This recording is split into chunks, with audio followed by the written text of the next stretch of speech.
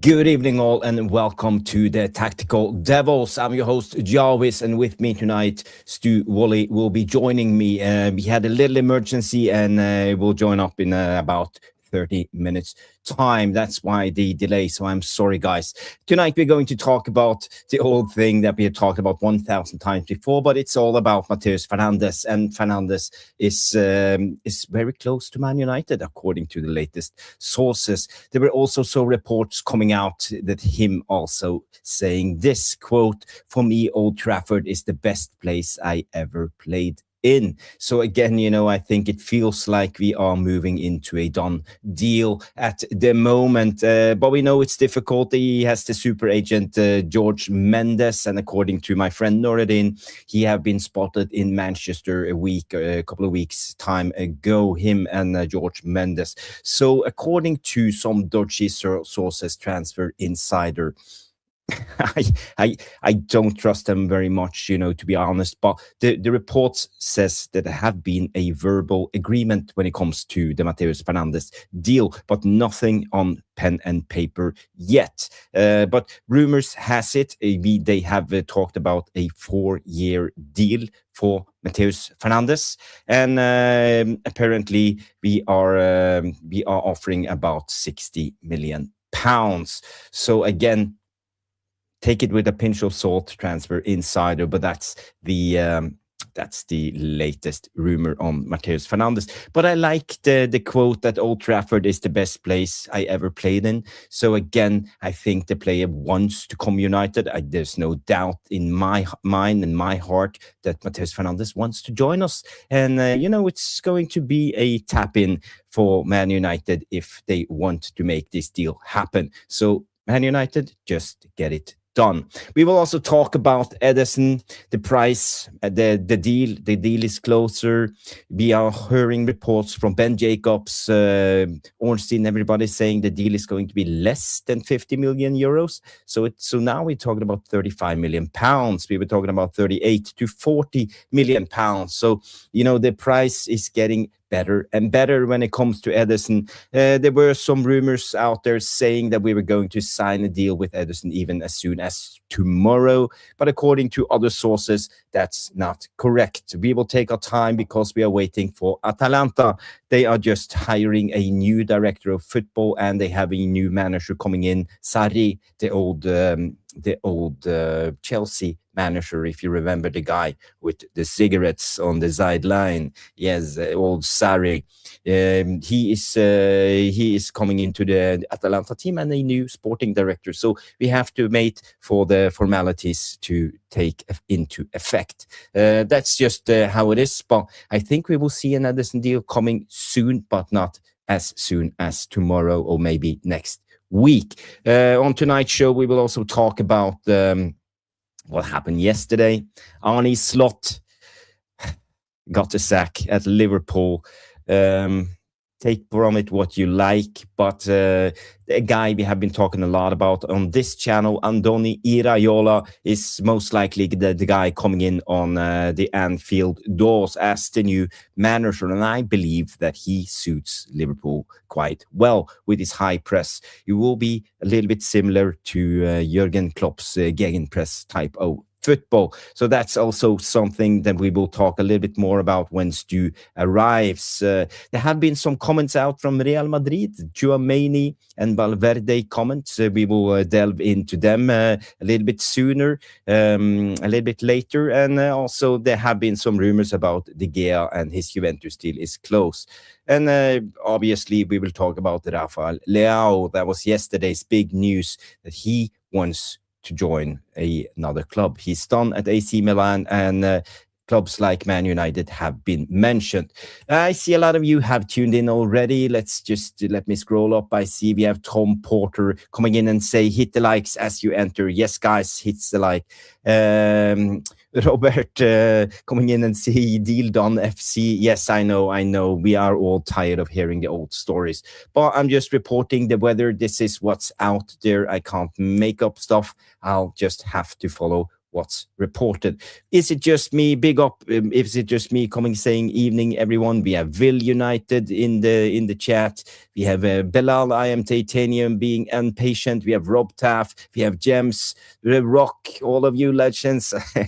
It makes me happy to see all of you tuning in. We have Guidonius in the chat. Who else is here? Yeah, Irish Pit Terrier, a lot of you guys. Guys, do me a favor, smash the like. If this is your first time on the Tactical Devils, please do me a favor and subscribe to the channel. And also stay tuned. We will be back with more Man United stuff right after the intro. And by the way, Johnny K, if you want to jump on, let me know, because Stu will be 30 minutes late. So it will be good to have someone with me hosting the show. So guys, see you in a second.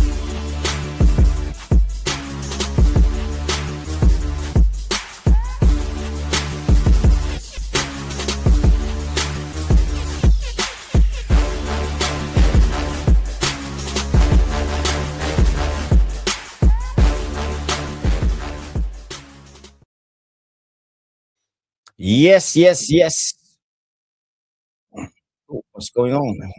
Yeah, something going on. Yeah, guys, good to see you all. And yeah, I had something, a window open in the background, so I'm hearing everything twice. Yeah, it's good to be back. It's Sunday night. It's well, what is it now? It's 15 minutes past 9 p.m. UK time. We are on 16 likes already, and Aman is coming in the chat saying, "Big up, Jarvis. Big up, guys. Big up." We have who else do we have? We have Eon. Coming in, big up, my good friend. Good to see you. I'm so glad that all of you have tuned in for a transfer special. And we will talk a little bit about the Champions League final. It was a terrible game yesterday. I was so freaking bored watching the anti-football you see from Arteta and his Arsenal team parking the bus in the final. Why can't you just go for it? The best team in England, have some pride, at least try. For me, I'm so happy that Arsenal lost because football won. And, I'm not a big fan of PSG. I think they are a money club, spending a lot of money, having rich uncles supporting them and, inflating them to be better than they actually are. But that's how football has become. But Arsenal, as a football team, oh my God, what a disgrace. Parking the bus in the final. I know that PSG is a good team, but at least give it a go. You owe us football fans, millions and millions of people around the world watching a game. And all you want to do is play anti-football, defend for 70, 80, 90, 100, 115 minutes and do nothing. Just wait for corners and free kick. For me, that's unacceptable from the best team in England. This is I agree so much with James coming in and say I'm glad Arsenal lost. Yes, it's sorry for Arsenal fans. It's the way you play football. That's I have nothing against Arsenal per se. It's the way you are playing football. It's not good enough for me. It's so boring, and sometimes, the best game of the season was Bayern Munich against PSG. What a fantastic game, that first leg. Both teams going at it, playing attacking football, expensive football, open football, fast football, counter-attacking football, attacking football. But again, this Arsenal team, oh my God. But, that's just my frustration on the game yesterday.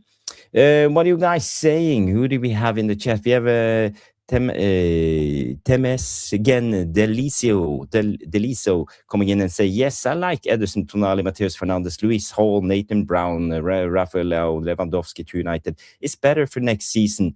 Please, Ineos, make plans. Also make plans for signing loan. King in Lee to United. Ooh, who's that one? Loan King in Lee to United. Okay. Big up, Temese. Big up. Guys, yeah. What about Xerxes and Ugarte? I think Xerxes and Ugarte, Xerxes will go to Roma. They have Champions League next season. I think it's an easy deal to make. I think Xerxes understands that not part of Carrick's plans. He haven't got many minutes this season, and he's a good footballer, but he's not a Man United player for me. So again, I think Xerxes should be sold. Same goes for Ugarte. There have been some rumors around this weekend. I saw some rumors yesterday coming out on Ugarte that Man United apparently are seeing it as a difficult deal. But this came out yesterday. Let me just bring it out if you're wondering about Ugarte, saying that Galatasaray have stepped up their pursuit for Man United and Ugarte and made him a priority target, that Man United are asking for around 28 million euros, with the Turkish club exploring a deal. This comes from the Turkish source Aksam. So again, I think Ugarte could be a transfer saga. I don't know how easily Galatasaray is to make deals with, but let's just hope that Galatasaray can come in and make this deal happen, because I want 3 new and fresh midfielders. And Danny B also comes in and say thanks, Gala. Yes, fingers crossed that they will come in, because there were some rumors around January. Then everything went cold. We also heard that United could see it difficult to sell Ugarte, but now, luckily, Galatasaray is back in the picture. So yeah, guys, smash the like and subscribe if this is your first time. Gidonius also comes in and say, I think Ugarte might get some interested teams if he does well at the World Cup. Yes, we know he's going to play the World Cup for Uruguay this summer, and yeah, he will get minutes. We know he's rated by the Uruguayan head coach. I can't remember his name right now, but yeah, I hope he gets some game time, and also that he have a good World Cup, because we want to see Ugarte get sold, because we all want 3 midfielders in, and I don't see a future for Ugarte at Man United. Yeah, did I see any other comments? Just scroll down while doing this by myself. I can't do stuff while Stu is talking. Leave Ugarte for 25 million is more than enough, and then go for Fernandez quickly before Arsenal. Well, I'm not sure that Arsenal is going in for midfielders this season. The sources have been saying that they might go for a left winger and a striker. So I think this is where Arsenal is going to put their main money into to strengthening the squad. And, they need a better attack, not scoring many goals. Their defense is solid, but again, they have Havertz, who's injury prone, as the second striker. Ugarte started on the bench yesterday. He's had a decent season, but nowhere close to the numbers he delivered for Sporting before he came to the Premier League. And yeah, the left winger, what are they going to do? Martinelli is not getting much game time. So again, I feel that they are going in. And, the latest rumors about this, there were some talks about Morgan Rogers to Arsenal, and they are wanting to put their money into the Rogers deal. But I found an interesting article from Graham Bailey today, and this report came out that Manchester City are firmly in the race to sign Morgan Rogers and could bring the England international back to the Etihad Stadium this summer, according to Team Talk. And City's Supremo, Hugo Viana, is a huge fan of the Aston Villa star. This is according to Graham Bailey. So again, if Manchester City also comes in for him, I think Aston Villa won't let him go cheaply. There will be a bidding war between Arsenal, Manchester City. I don't think United are in the race for Morgan Rogers, although he's been linked to us several times this season. But for me, no, I don't want Morgan Rogers. I think it will be too expensive, and it's not that type of player I want us to go for. But again, talking about left wingers, there have been some rumors about Leão, and yeah, let me bring this up for you guys, and we can talk a little bit about it. Let me just find the quote so you guys can see Yeah, this one came out from Fabrizio Romano saying that Rafael Leão has decided to leave AC Milan this summer. And, it also makes the Rafael Leão deal much more possible. We know that he has been linked to Manchester United several times, and he's a good player. I see him play for Portugal, I see him play for AC Milan sometimes. He's very technical. He likes to cut in, he likes to shoot, he has a brilliant technique, but he's also one of those players that's on and off. He's warm and cold. And for me, I don't want another high ceiling, inconsistent player in our club. I feel that Rafael Leão is sometimes, is not consistent enough, and I'm not sure what he will bring, what he will add to this Man United squad. I don't know what you guys think about Rafael Leão, but what's for certain now is, according to Fabrizio, that he has decided to leave AC Milan this summer. So it will probably not be the last time we will see us linked to Rafael Leão. But I do believe Man United are not in for him. I do believe this is agent driven, and the Italian press and his agents are pushing for a move.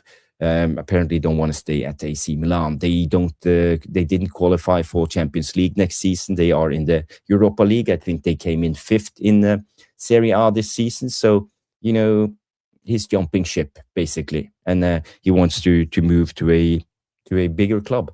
So this is where we stand on Rafael Leão. But for me, I don't see him as Man United potential. So yeah, Gidonius comes in and say no thanks. Yeah, I agree. Mikey Red also comes in and say, please no, not Leão. Yeah, 100% guys. Hey, that's you. Sorry, Big up, my friend. Yeah, no problem. We are just discussing the latest on Rafael Leão, because also the Morgan Rogers rumors is linked to Manchester City now, and we know Arsenal wants a left winger because Martinelli, and they haven't cemented the left hand side. So again, I think the Rogers rumors are dead. I think he will go to Arsenal or Manchester City. And talking about the second left winger we are linked to is Rafael Leão, and this report came out that he has decided to leave AC Milan this summer. But as I say, I don't think we need him. I don't think we are in for him. I think this is agent driven. And I think he's too inconsistent, and he doesn't suit what we are trying to do under Michael Carrick. I can't see him as a pressing monster. I don't see him as a defensive monster. He's a flair winger, good technique, cuts in, scores goals. But if you're going for a player like Leão, we might as well just keep Marcus Rashford.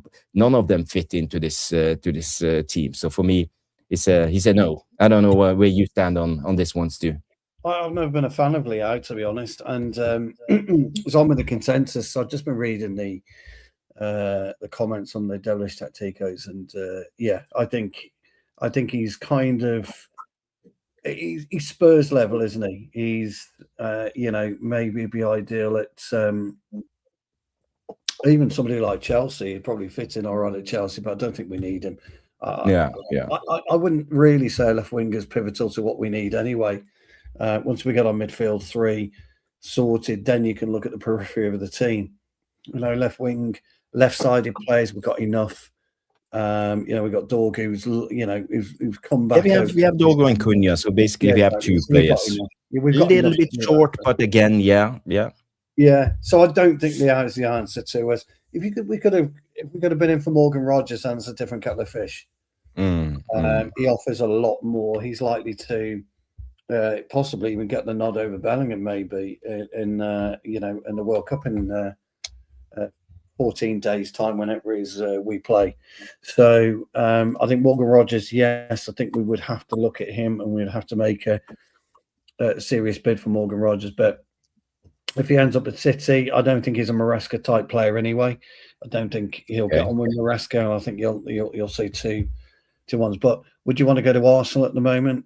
They play the most boring football ever. The Champions League final last night was the worst I've ever seen. It was just abysmal. Even PSG were dross. And I think Arsenal make other teams play dross. It was just woeful. They would have been the worst European champions going. So Morgan Rogers, yes. Rafael, Leão, no. 100% no, not for me. Yeah, the only thing I can see positives with Leão, he will fit in, the Portuguese thing that we have going in our club, Dalot, Bruno, and the Portuguese Brazilians now with Ederson coming in and all of this. So, and Cunha. So again, he could fit, coming into the group as a person and, getting to know the guys and getting integrated into the group quite fast. And I don't know, he plays as a regular for the Portuguese team. So he knows both Dalot and Bruno quite well. So again, who knows? Maybe Bruno has something to do with this deal if we are linked to Rafael Leão. He's the captain and he must have a say when it comes to at least recommending players into the team. Yeah, it's all about necessity for me though, and I think from a squad point of view, it'd fit in okay. But then again, so with Rashford, if you brought Rashford back in, because he's squad perspective's an extra body. One of the things we've always spoken about when it comes to signings is they've got to be able to jump into the first team immediately. You don't sign bench players at the beginning of the transfer window. You sign first 11 players, first team players, and then you start building the squad in and around after that. So I don't think Leão's the answer anyway. Even if we were serious after a left-sided player, I don't think Leão's the answer for me. No. Big up The Rock coming in. The Rock says, I don't want to going for an AC Milan player. Serie A sides are changing manager and sporting director. Serie A is right a mess. Yes, but there are good signings also from the Serie A. I mentioned a couple that came in from in the last couple of years. Let me just go through my notes because I talked about this with Noradin the other day. And who do we have? We have Lukic from Fulham, came from Serie A. Turin. We have Calafiori, came from Atalanta. Tonali from AC Milan. We have Romero, the Tottenham centre back, Genoa. Kulusevski came from Juventus. There are players that have come from the Serie A that have done well. So it's not like every Serie A player has done terrible in the Premier League. So again, it's mainly on the player and the individual, not the league he comes from. But I get your point. It's a bigger risk. I would prefer players from the French league and the Spanish league. That's just me.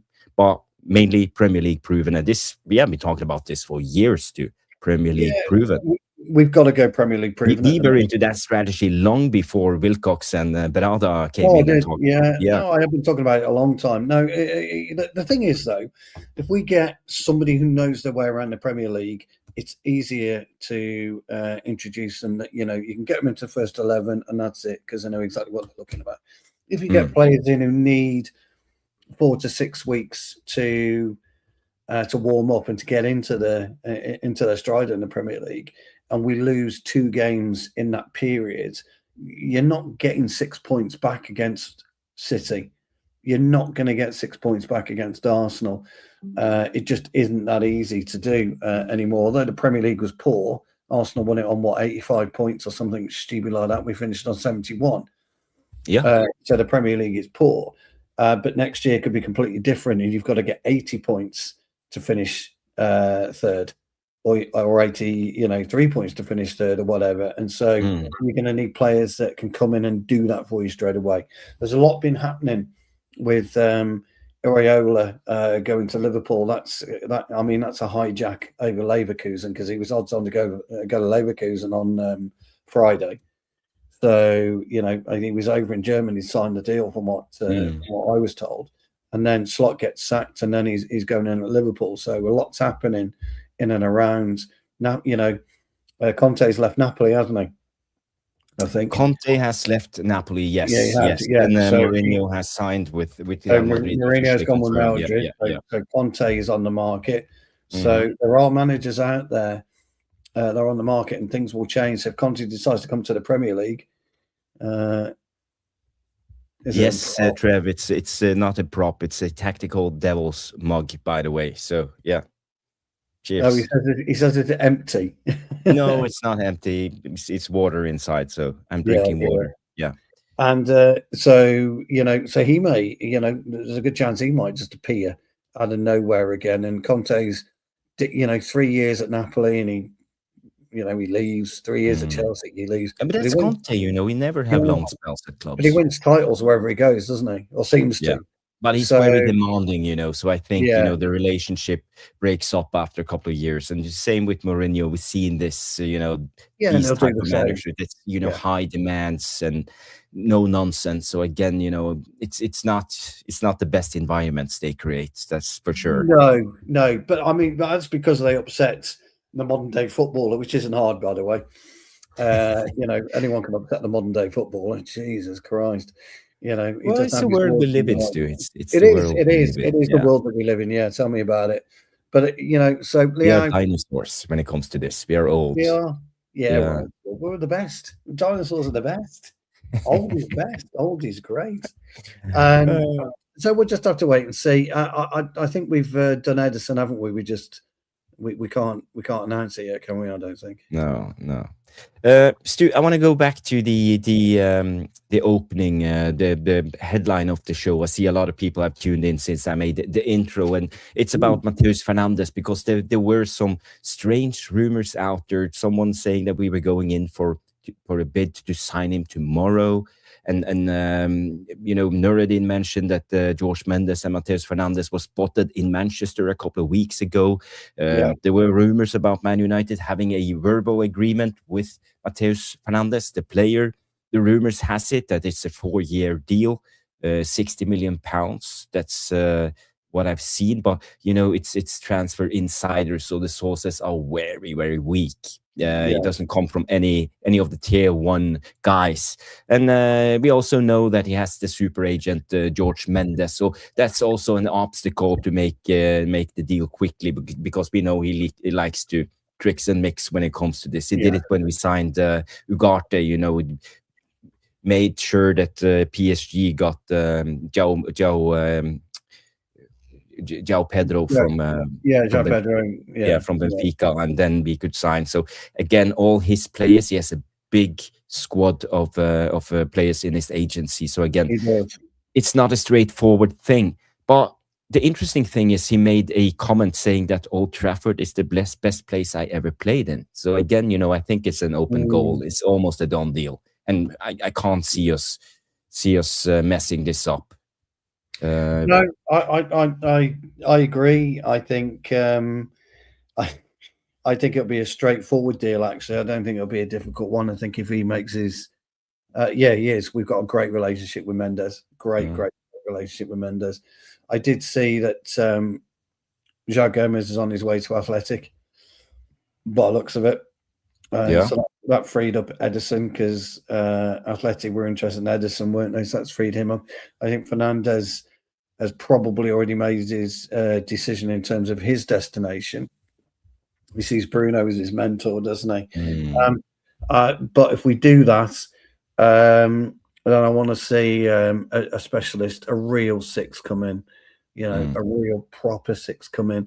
And my worry is for Fernandez would be how many, what his game time is going to be like alongside KB Mainu and Bruno Fernandes, because we're not going to, unless you move Bruno up the field somewhere and playing one as the 2 10s behind the striker, whoever that may be. I don't know. It'd be interesting to see what Carrick does. But the thing about bringing Matheus Fernandes is, we need a better and a bigger squad, and he will add quality and depth to the squad. So I'm quite happy with that transfer. If we can get him at 50, it's even better than 60 for me.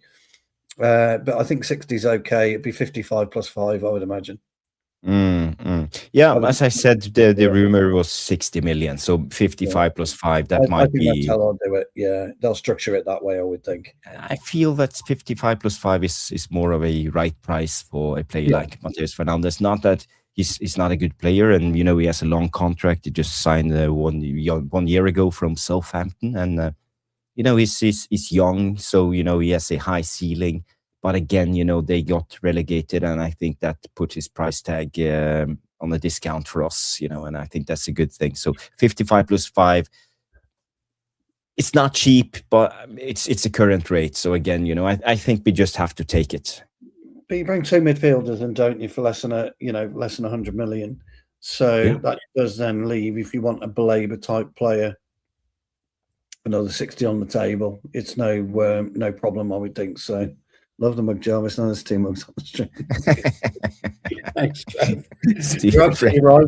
You're absolutely right. The biggest mug of all. No. So I wouldn't have a problem with 55 plus 5. And I would imagine I'd make the add-ons quite achievable as well to make it 60. I mean, the signing of the summer, a surprise of the summer, Gordon going to Barcelona, and that shocked everybody. That did 70 million. No pissing about by Barcelona. He's going to the World Cup. They got it done. He wanted to get it done, and away they did. So we shouldn't be messing around. It shouldn't be that difficult to do. Fernandez, he's going to the World. Did he make the World Cup squad? I think he did, didn't he? Portugal. Matheus Fernandes, no. Oh, he didn't make it. Oh, no, he didn't make it. That's even better for us. I think it's quite a coincidence that most of our players are not playing in the World Cup or targets. So again, I think that's good for us. Makes the summer window much easier. We can negotiate all the time. So let's try to make as many as possible done as early as possible before he goes on holiday. Yeah. Do you know the answer for this one? Bath time comes in and say, does Matheus Fernandes count as a homegrown because he was at Southampton for a bit before West Ham? Worth a bit more if that's the case, I think. I don't know. How long was it Southampton for? I don't, guys. If any of you can find this out, because I don't have the answer. I want to know. This is actually quite interesting. It's a good take there, Darius, because even if we know with the homegrown rule will still apply for Man United, still I don't think we are at that stage yet where it is a problem. But again, it's better to play on the safe side. And no, we're not, because we got plenty of youth Jarvis coming through. I mean, congratulations to Tyler Fletcher off to the World Cup for Scotland. Fantastic.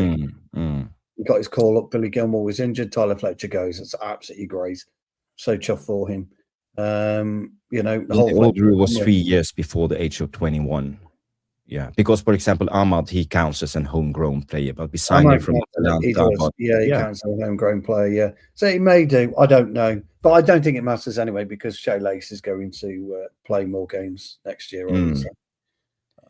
Shea Lacey is an interesting one. I hope that Shea Lacey actually could adapt a little bit to play on the left-hand side because then we will see. Yeah, he should be able to. He should be able to. Yeah, that's a good point. Footballers are so fortunate. You don't need to be good at football to get employed. Absolutely. You can be bang average, by the way, and pick up a 40 grand a week contract in football at the moment. You're set up for life. Ridiculous. It's absolutely ridiculous. And you can be bang average, never kick a first team football, but never have to worry about working again. It's nuts. Yeah.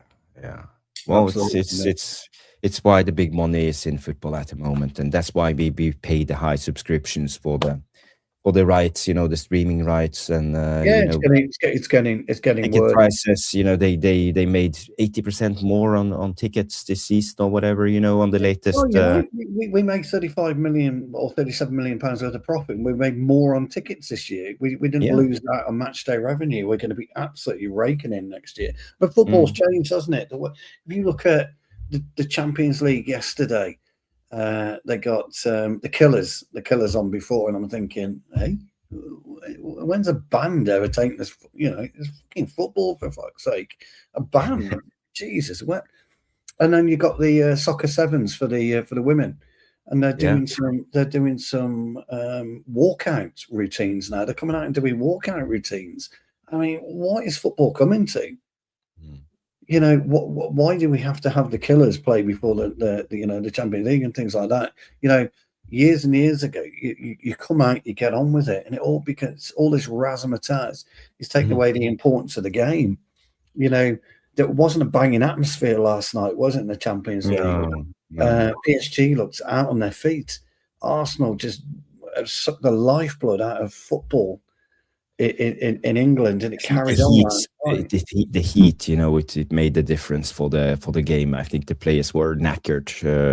It was the tough. Intensity of the game, yeah, it was tough. And as soon as Arsenal got the first goal, everybody knew it was going to be an issue in terms of they'd stick 10 players behind the ball, and they did, and it was awful. It was a terrible game.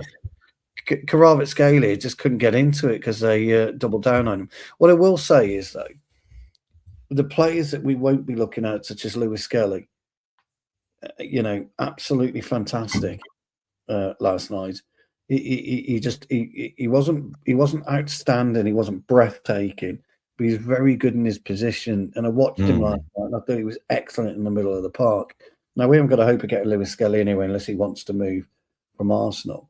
But those are the types of players like that. We speak about Leão, you speak about Fernandez. I talk about Baleba. We're talking about them in specifics, not overalls, but specifics. And these types of players, if they knit together in a team, and create the tapestry that we all want as football fans, that's nice attacking, free flowing football, but defending and dogged when we need to be. That's what I want Carrick. That's what I was talking about the other day. I want Carrick to do that. And there's only a certain type of player. I agree with you when you look at profiles. There's only a certain type of players that will fit into the way that Carrick wants to play. But this year he's got to be. He was Danny B. Yeah. This year he's got to be more fluid, Carrick. And I think the dynamics of maybe an Ederson, maybe a Fernandez, two Fernandez, with Mainu and maybe a Baleba, those five there, is a lovely midfield dynamic, and it should allow, I don't know what your thoughts are, Carrick to pick and choose what he wants to do per game now. Whereas now he's looking at it, or was looking at it. I've got Casemiro, I've got Mainu, and I've got Bruno. That's it. Those are my midfield three.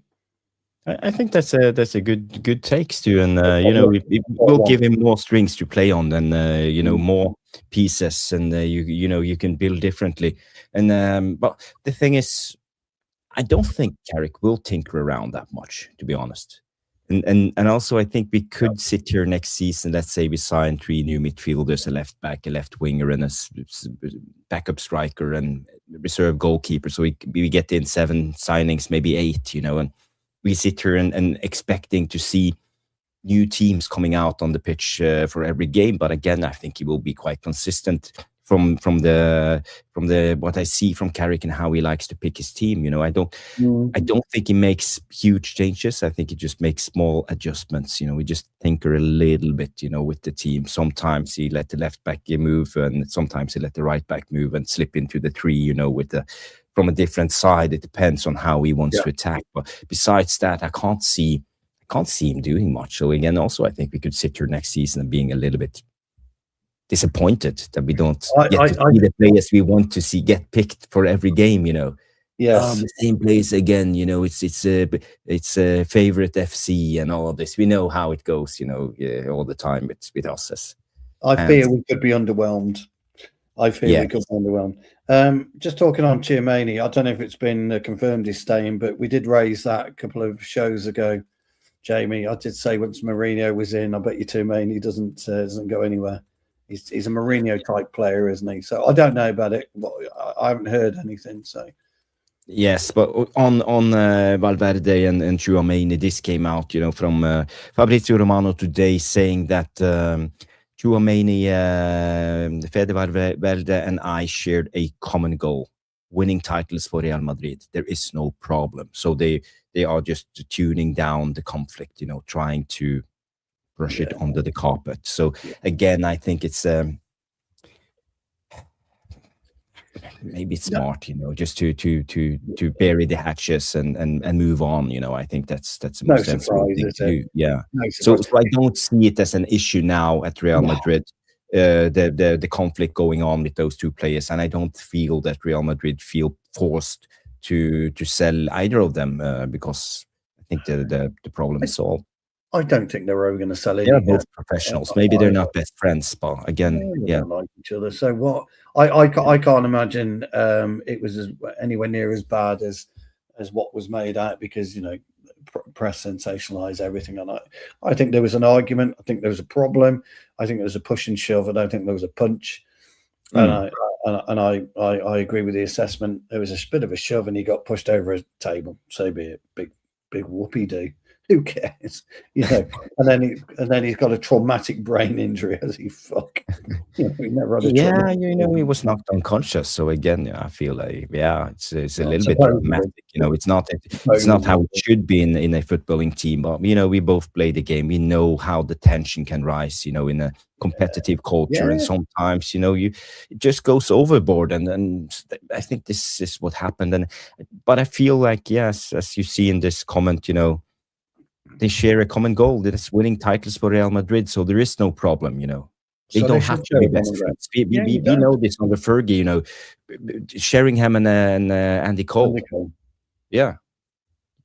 If you want to fill in the viewers who's that young, that they can't remember this conflict, but what happened? That went back years back to England, didn't they? Where they didn't acknowledge each other when they were substitutes, and they just didn't speak. Well, I've interviewed Andy Cole a few times, and I've only ever asked him it once because he kind of just rolls his eyes at you if you bring it up because he's not interested. But ultimately they didn't need to like each other, and they won a treble. Remember that they won a treble because you don't need to like it. You don't have to go and socialize with people that you don't like at work. You don't speak to them. You do what you've got to do during your working day, i.e., 90 minutes on a football pitch. And then, you might shake hands, and then you just piss off on the other side of the dressing room. You talk to your mates, you shower up, you get in your car, you go home. You don't have to talk to him. Don't have to sit with him at breakfast. Well, it's not ideal. You want your players to be mates. You want them to be able to stand each other at least. But again, you don't have to be best friends too. No, I've been in dressing rooms. It's like working colleagues. You don't have to be mates with all of your working colleagues. I've been in dressing rooms. I've been in dressing rooms, Jarvis. I haven't liked somebody. Whatever, mate. Whatever. Whatever. Nobody cares. How do you actually solve problems like this? If you don't get along with people in the dressing room. Oh, I even in my everyday life, I will, and I have, they've said, look, I said, I don't like you for whatever reason. I don't like you. But when we're playing football, it's different. I'll pass to you, you pass to me, and that's it. You just move on. You just don't worry about him. You don't operate in their circle. You stay away from their circle. They stay away from you. I've had plenty of people who don't like me before. It doesn't bother me one little bit. Get on with it. Life's all about getting on with it, isn't it? Everything you do in life is about getting on with it. Because if you worry about people or worry about what people think of you, or worry about how they treat you, then you're just going to spend your days worrying. It doesn't matter to me. Somebody gives me a bit of grief, I'll give it a bit back. If I feel like it, and if I don't feel like it, I won't. It depends how I feel.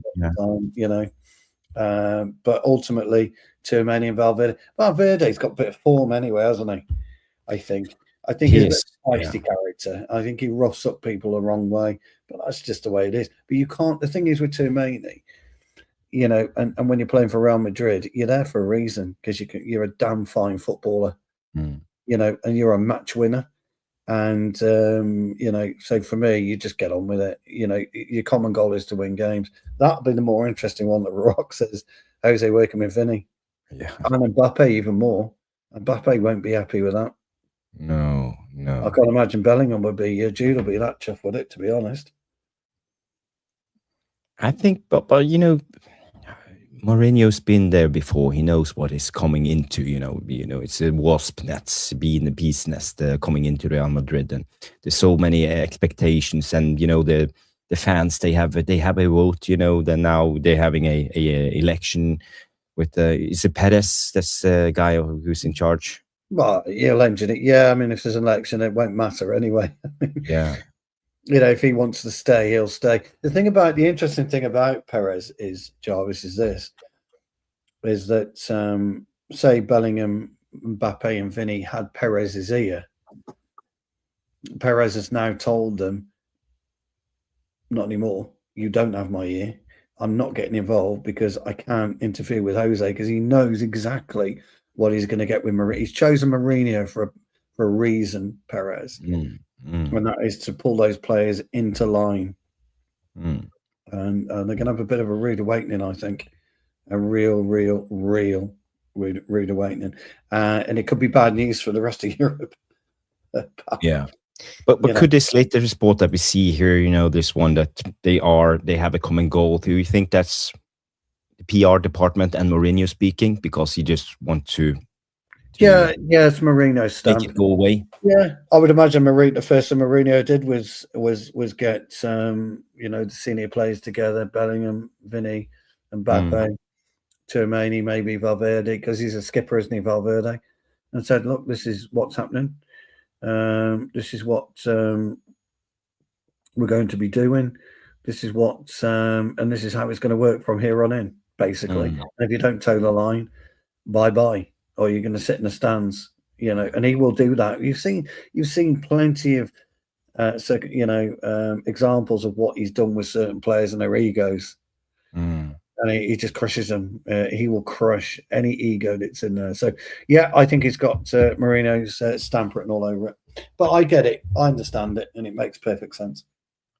Yes. But I know this is a Man United channel, and sometimes I bring up rumors from other clubs. But again, I think this is interesting talking about this Tchouaméni thing because no one else is mentioning this, but you got to link everything together. And this came out saying from Graham Bailey, although, it's not tier 1, but it's quite reliable sometimes, and saying members of Real Madrid's hierarchy believe they should be looking at Declan Rice. So let's say if they bring in a player like Declan Rice, they need to fund it somehow, and they need to open up a pathway in the number 6 role. So again, could this mean that Tchouaméni might be sold to, for example, Man United, 70, 75 millions? He will fund maybe half of the price for Declan Rice, and he will be their big name signing in the summer? No. You don't see Declan Rice leaving Arsenal? No way? No. Even if Real Madrid comes in? No, a couple of things about Declan Rice. He's not that type of person. I don't think Real Madrid turns his head, actually. I don't think any club turns his head. I think he wants to play football, and he wants to feel a part of a good team, and he wants to be... I don't think Declan Rice likes the cutthroat, the ruthlessness of football.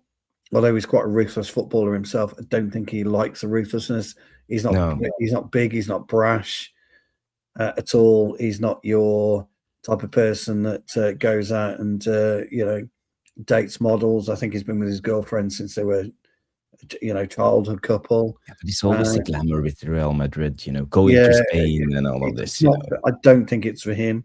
You've got to. You have a little core now of British players with Trent and Trent has understood what it's like to play in Spain. He's not made the England team for a reason, because he's only really just understood what it's like to play for Real Madrid. It took him 3/4 of the season to really get behind and get to grips with playing for Real Madrid and taking Danny Carvajal's spot.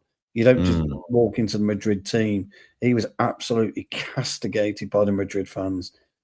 Something that he probably couldn't cope with. He'd not seen before. It's different in the UK. Real Madrid, if they don't like you, the fans, they look what they've done to Mbappe.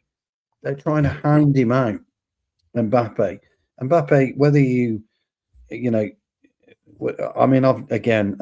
I know people laugh at me, but I've never really thought Mbappe was the player for me. There's been miles better footballers than Mbappe. But currently he seems to be the one. 30-odd goals last season. 30 goals, Jarvis, or 40 goals, whatever he finished the season on with, and they want him out. This is what it's like at Madrid. Declan Rice, no chance, would want any part of that. He just wouldn't. So I don't see it. Neither do I. I give it like a 2% chance. But again, if it happens, you're right to bring it up. The dominoes in football Europe, Rice to Real Madrid, Tchouaméni to one of the British clubs, maybe Man United, who is Arsenal going to sign them to replace Declan Rice? It will be, the dominoes will move quickly. Then a lot of money will move hands. Yeah, I mean, Jamie Wayne's right. Jose might bin Trent. He can well do. I can't see. There's going to be certain players there that won't cut the mustard under Mourinho, and he's going to want to do certain things, and he's going to want money to do certain things. And you're right, he might have to make adjustments within the playing squad to get what he wants. But I don't see Rice being the one. Declan Rice is very Harry Kane-ish. There's no way Harry Kane would. I don't think his personality would go at somewhere like that. But Bayern Munich, it fits, doesn't it? It fits Harry Kane's persona. That's your Declan Rice move abroad. It'd be somewhere like Bayern Munich. Mm-hmm. By the way, guys, please remember to smash the like. I'm making a poll for you guys, so it's so important. Yeah. We have a lot of people watching already, so yeah, I'm just creating a poll for you guys. So everybody who's tuning in remembers to do your thing. To hit that thumbs up button. Yeah, and let's talk a little bit about Ederson, because there were rumors coming out that the deal is very close being signed, and I think both parties have agreed on almost everything. It's just small details. But what's holding us back right now is the Atalanta sporting director. He's just coming into his new job, and they have a new manager with Sarri. Remember Sarri with his cigarettes standing on the Stamford Bridge, eating those what do you call it, buds or whatever, Yeah, so he was a nightmare. He was a chain smoker, wasn't he? Yeah. So he's the new guy coming in at Napoli after Conte left. So again, I think the deal is done. We are just waiting for the formalities to happen. And the transfer window isn't opening until 15th of June, so we still have a couple of weeks left. So I don't think we will expect to see anything happen on the Ederson deal, at least the up and coming week. I think we will at least a week will go before we can see anything. But the rumors said that we were going to have a deal even as soon as tomorrow, and also his price is going down. Yes, I did say that. Jacobs, Ornstein, all of them saying it's less than 50 million euros. We are talking about 35 million pounds, and we were talking about 34.3 plus 4 in add-ons, so 38 roughly. And then the report said 40 million pounds. Now we're down to 35 million pounds. So I mean, it might go as an undisclosed fee. This one, they might just keep it undisclosed, and it might well be I mean, look, by all intents and purposes, I think it's a done deal. I think people need to stop reporting on that. Not us, but people need to stop reporting on it, because I just think it's a done deal. I think we just need to move on. And if you're going to get Fernandez, get that done. We get 2 before the World Cup. I think it'll be really, really good. And it might be we get, like I say, we decide Ballet was the one. We might be waiting for specifics to happen during the World Cup. We don't know, because we know Maresca's going in at City, but that's not even been agreed yet, has it? They haven't come out and said that. So no, I am slightly underwhelmed by Ederson, that. But if you listen to Paul Scholes, they're saying we got a proper player, and he should know. No. Quick question: we deserve better. Saying, if Madrid offered you a straight swap deal for Bruno and Tchouaméni, would you take it? No. Probably not. No. It's a good question, that, actually. It's a very good question. Yeah, no, I probably wouldn't. Yeah, but it's a good question. You would have to consider it. You really have to weigh up the options on that one. It's not a straightforward yes or no. There's a lot more to it than that. But I think if, as we've only got a small amount of time tonight, it is a yes or no question, so it would be no for me. But a good question. F no. Yeah, but a good question nonetheless. Yeah, good question. But herein lies the thing, and the reason why it's a difficult question to answer is that Bruno's longevity's got 2 years max, probably. So you're moving into the Kevin De Bruyne kind of phase of his career. Yeah. and we've got to make sure that whatever we do, and I was talked about this the other day, that we are starting to plan ahead. So if Matheus Fernandes is the plan, that's fair enough. He knows he's the plan. That's fair enough. Or is there another player in there that is to come in and like a Sangare, for example, if he doesn't end up going to Liverpool? I actually see a lot of other YouTubers now starting to pick up on Sangare. It's a bit late. Yeah. Well, but again, I think it's good, getting his name out there. We are a small channel. I see bigger channels now reporting on Sangare. Nothing linked with Man United, but again, people see him as a potential player we should look at. So again, Sangare, what a player. Mamadou. I think actually you pronounce his name Sangare because it's a dot over the E. So Sangare. Sangare. Yeah, Sangare. So I would like to sign Sangare. Liverpool and Newcastle. Jamie says, Stu, do we have offices in Manchester? We've closed our London offices, haven't we? So we had offices in Mayfair, but I know they're shut. So I would imagine we probably got off-site offices somewhere, and I imagine we're paying Gary Neville for the privilege of having offices, but I don't know of any in particular. No, but I would imagine it would be. Gidonius saying never Bruno can easily play another 5 years at top level. Yeah, he might.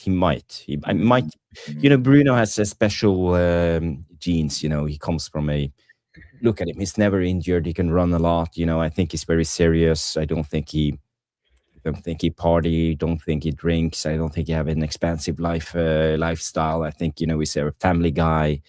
I think he thinks, breathes, eats, sleeps football, and I think with his professionalism, he can go on for a lot of years. Maybe not 5, but at least minimum 3 years. He's got 3. The thing is, if the game evolves again, it becomes more physical. That's where that'll be his undoing. Because the game at the minute is nowhere near as physical as it has been in the past. And if it was to evolve again or evolve to physicality era of football, then I don't see 5 years, but I do see 3, 2 to 3. So it's a good point. 2 to 3 years. Yeah, I feel maybe 3 to 4, but time will show. Historians gang, the history. Historians gang. Yeah. I'm not impressed by fans being negative about Ederson. He won the Europa League. He destroyed Liverpool. He's Herrera with the better passing and dribbling. He isn't expensive either. Yeah, well made points. Good points. Well thought out argument. And it's not that I disagree with anything you say, because you are right. We would all have Ander Herrera back tomorrow. Out of all the players that we could conceivably get, he does come in as underwhelming, but it doesn't mean he's a bad footballer, and it doesn't mean that we're saying he's a bad footballer, historians, at all. We just, there are other players that maybe would have a bit more of the wow factor. There you go. Well, that's what I guess we're talking about, stories. Your points are very well made and correct. I agree.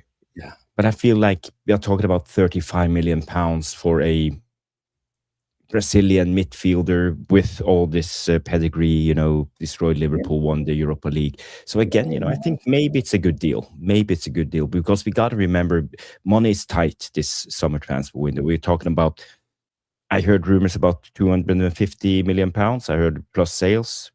So maybe we are up to £350 million in total. He's come back with, I understand he shouldn't be a top target. You're 100% right on that, but the problem with signing players abroad isn't about that fact. It's more about the right profiles. Absolutely.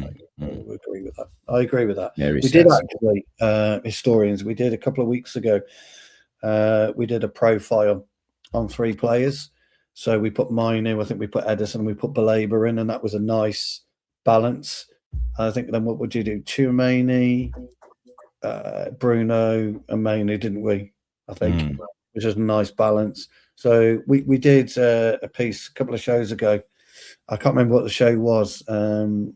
But Ederson is more or of an all-rounder, he's more around it, but he doesn't excel in anything, but he's good all-rounder. So again, as the, let's say, the third choice midfielder in a setup. Yeah, he doesn't. He's an all-rounder, but he doesn't cover areas that Baleba will do, for example, and he doesn't cover areas that Bruno does. So, profile-wise, I get it. I mean, he could well turn out to be the steal of the Premier League. But again, I see him coming in playing, for example, a similar role as, for example, Amrabat did when we signed him. He sat a lot of the games on the bench, but he came in, did well when needed, and Yeah, that's true. Yeah, so more of a type of Amrabat type of signing, I believe, in game time wise. Yes. Yeah.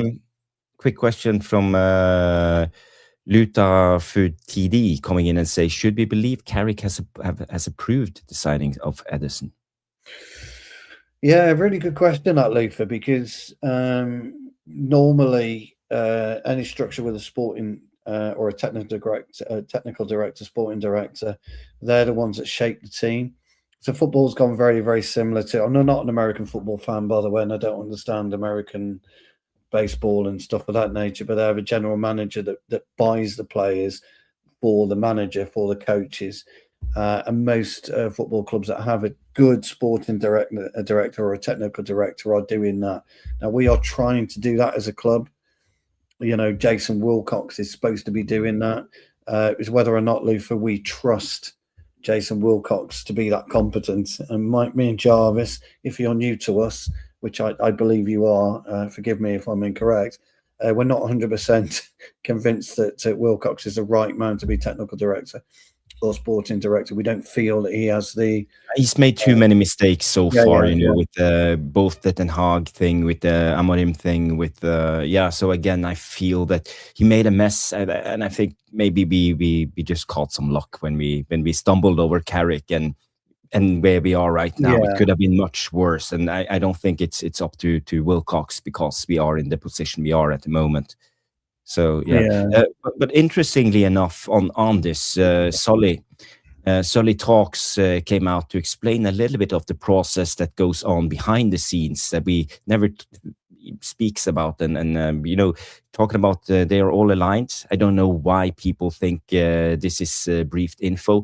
There's a whole process internally, months prior to when it gets leaked to the media, that we are targeting a player, which include countless recruitment meetings alongside with the data team. Does Wilcox like Ederson? 100% sure. I know it's a fact, but so do Vivel and Sansoni. And one figure could recommend a player, but they will all only pursue that target if the whole team is aligned. So, it's from the recruitment team. They all have to be aligned. They all have to agree. And then during the target identification stage, Wilcox is barely involved.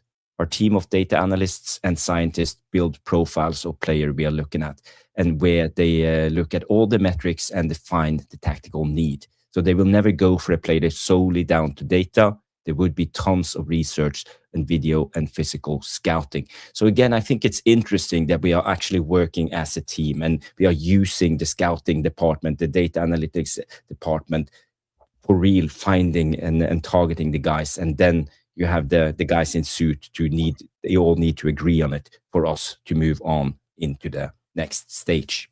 But he's preaching something that we already know. I mean, he's preaching to converted. We already know this because we know how.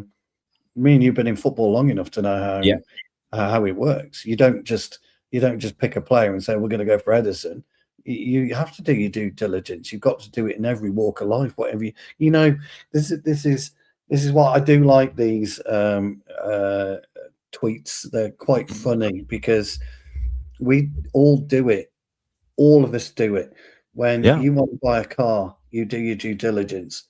When you want to buy a house, you do your due diligence. And I'm using those two because they're expensive purchases, and these footballers are expensive purchases. But even similar, when you buy a pair of football boots, you all do this.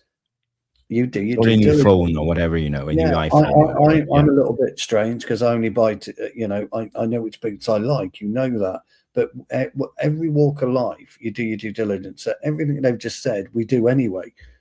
Everything, your shopping, your whatever, your clothes, your hairstyle, whatever you do, it's got to be right. So they're not telling us anything we don't know about that. We know that data analytics is big. We know that scouting is big. We know that Vavell likes X and Wilcox likes B, and you do have to be aligned, because you're not going to shell out 40 million quid if you're not aligned. It just no, but this is like the Ajax model we talked about with Van der Sar and Overmars and Ten Hag, back in Ajax team. They all had to agree on a player for them to sign him. So again, I think it's sensible. I think this is the way a professional football club should operate. Liverpool have been doing this for years, with the committee always being aligned for signing players. They rejected Jurgen Klopp for was it Marcus Royce?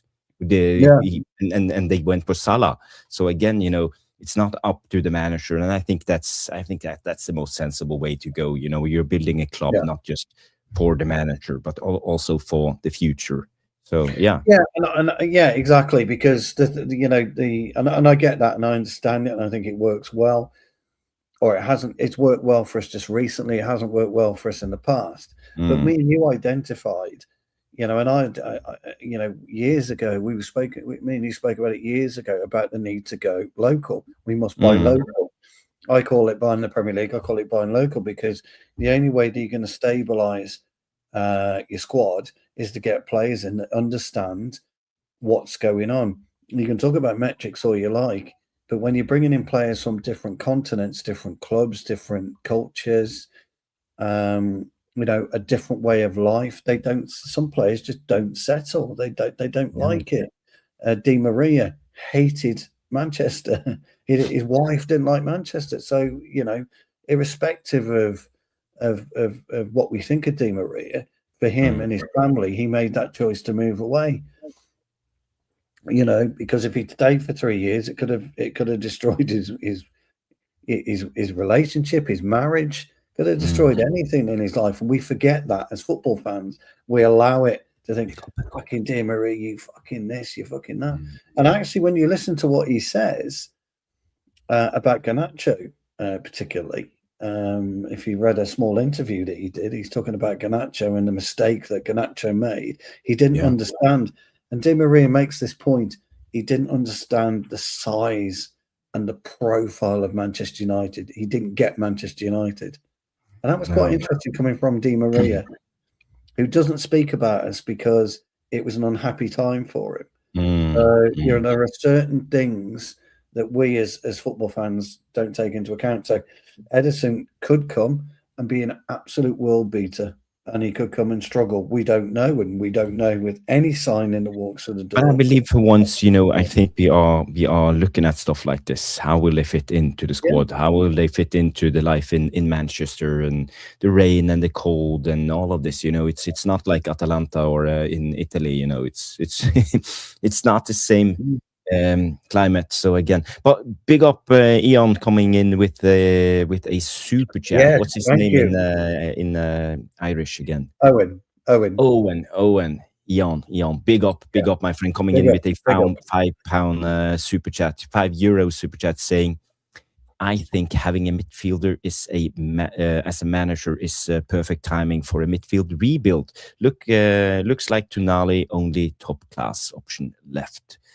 According to the sources, I think Wharton is going to Liverpool. We are looking at now seeing we thought that Anderson, although I think it's not completely over. We could hijack the deal. He could change his mind. You never know what's going on with City and the 115 charges. They could start next season with the minus 60 point deduction. There are rumors about this one, or 70 point deduction, but they might go down. So big, again, it's big. He could change his mind, and I think that's also why we are waiting a little bit before we make the decision on the tier 1 type of midfielder. But yeah, it looks like Tonali is the only top class option left. But for me personally, I think Tonali is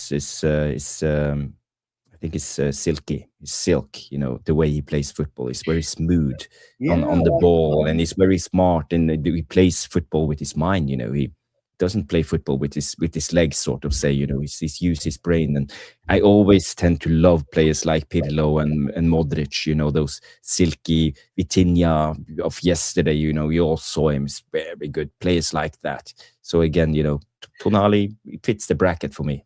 Yeah, I like Tonali. I've got no issue with Tonali. I said, didn't I, a few shows ago that no, I said on Nuruddin's channel, didn't I, the way that Newcastle play their central three of Joe Linton. He's the most, uneducated of all the footballers. Guimaraes, very educated, and Tonali, very educated and intelligent. And they work very, very well as a three. I think Tonali coming in and playing with maybe an Ederson might fit the profile. My thought process on that is that mainly may miss out if you have that dynamic. So, but you can only no one misses out. It's just competition, and it should be competition in a competitive environment. Exactly. I to be honest, I can't have any sentiment for Manu. It's a competitive culture, and you just have to fight for your place every week, every training, every game, and that's just how it should be in a good team. No one should be the manager's pet and get to play every game just because of their name. And and this is the thing about Bruno. You said the other week that the 7,000 minutes of football coming up, and Bruno won't play 7,000 minutes. It's impossible. So it's just really massively interesting, and I think that maybe the Ederson, maybe a Tonali type deal, maybe a Baleba type deal plus Manu plus Bruno, as I said right at the beginning, is going to give Carrick that chance to do something a little bit different. Bruno just picking up an injury, then we're going to need somebody like Tonali that's going to have the wherewithal and a bit of class. I mean, when they beat us, I know we'd had 2 weeks off. When they beat us 2-1 at Old Trafford, Tonali ran the show. He was absolutely brilliant. So, with the 115 charges, somebody popped in. I can't remember who it was. Popped in the chat that maybe they won't get charged in his opinion, possibly. But I think the Premier League may as well shut the doors and disband, because I can't see the Premier League surviving if City aren't charged with something. No. But as I said, the rumors has it that they are getting a 60 to 70 point deduction, and a hefty fine, maybe a transfer ban. So again,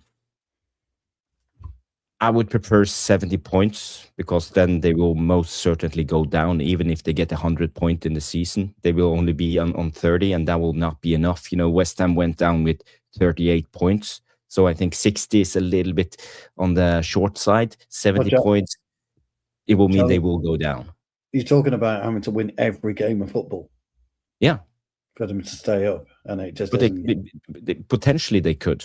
Yeah, they could, but it won't be possible because Maresca, with all the will in the world, he won't be able to engineer a 38-game, not unbeaten run. You're talking 100. You need a 100-point type of season, and maybe they will manage to do a 70-point type of season and go down. He won't do it. Maresca hasn't got that.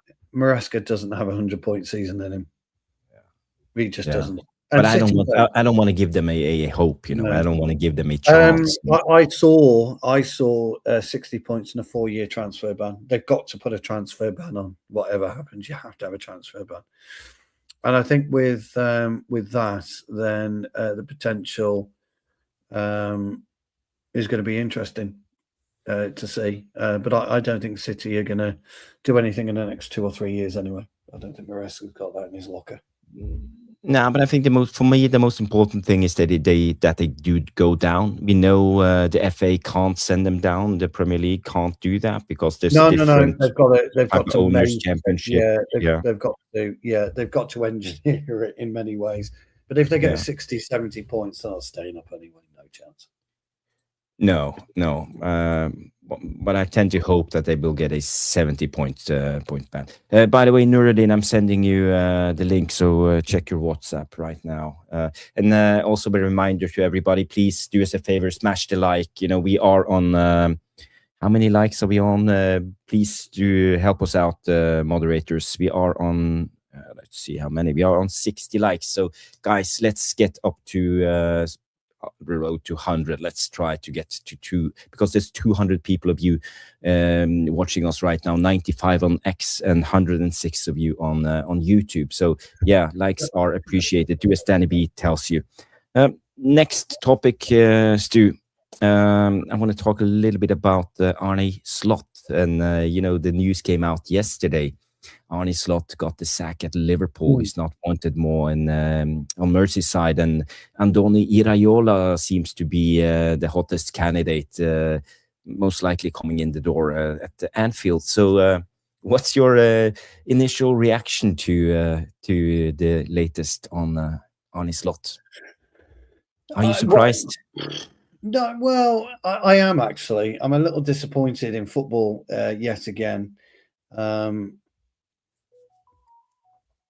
You know how vocal I was about Liverpool's title winning season. I said Arne Slot didn't have to do anything to generate that title, and he didn't.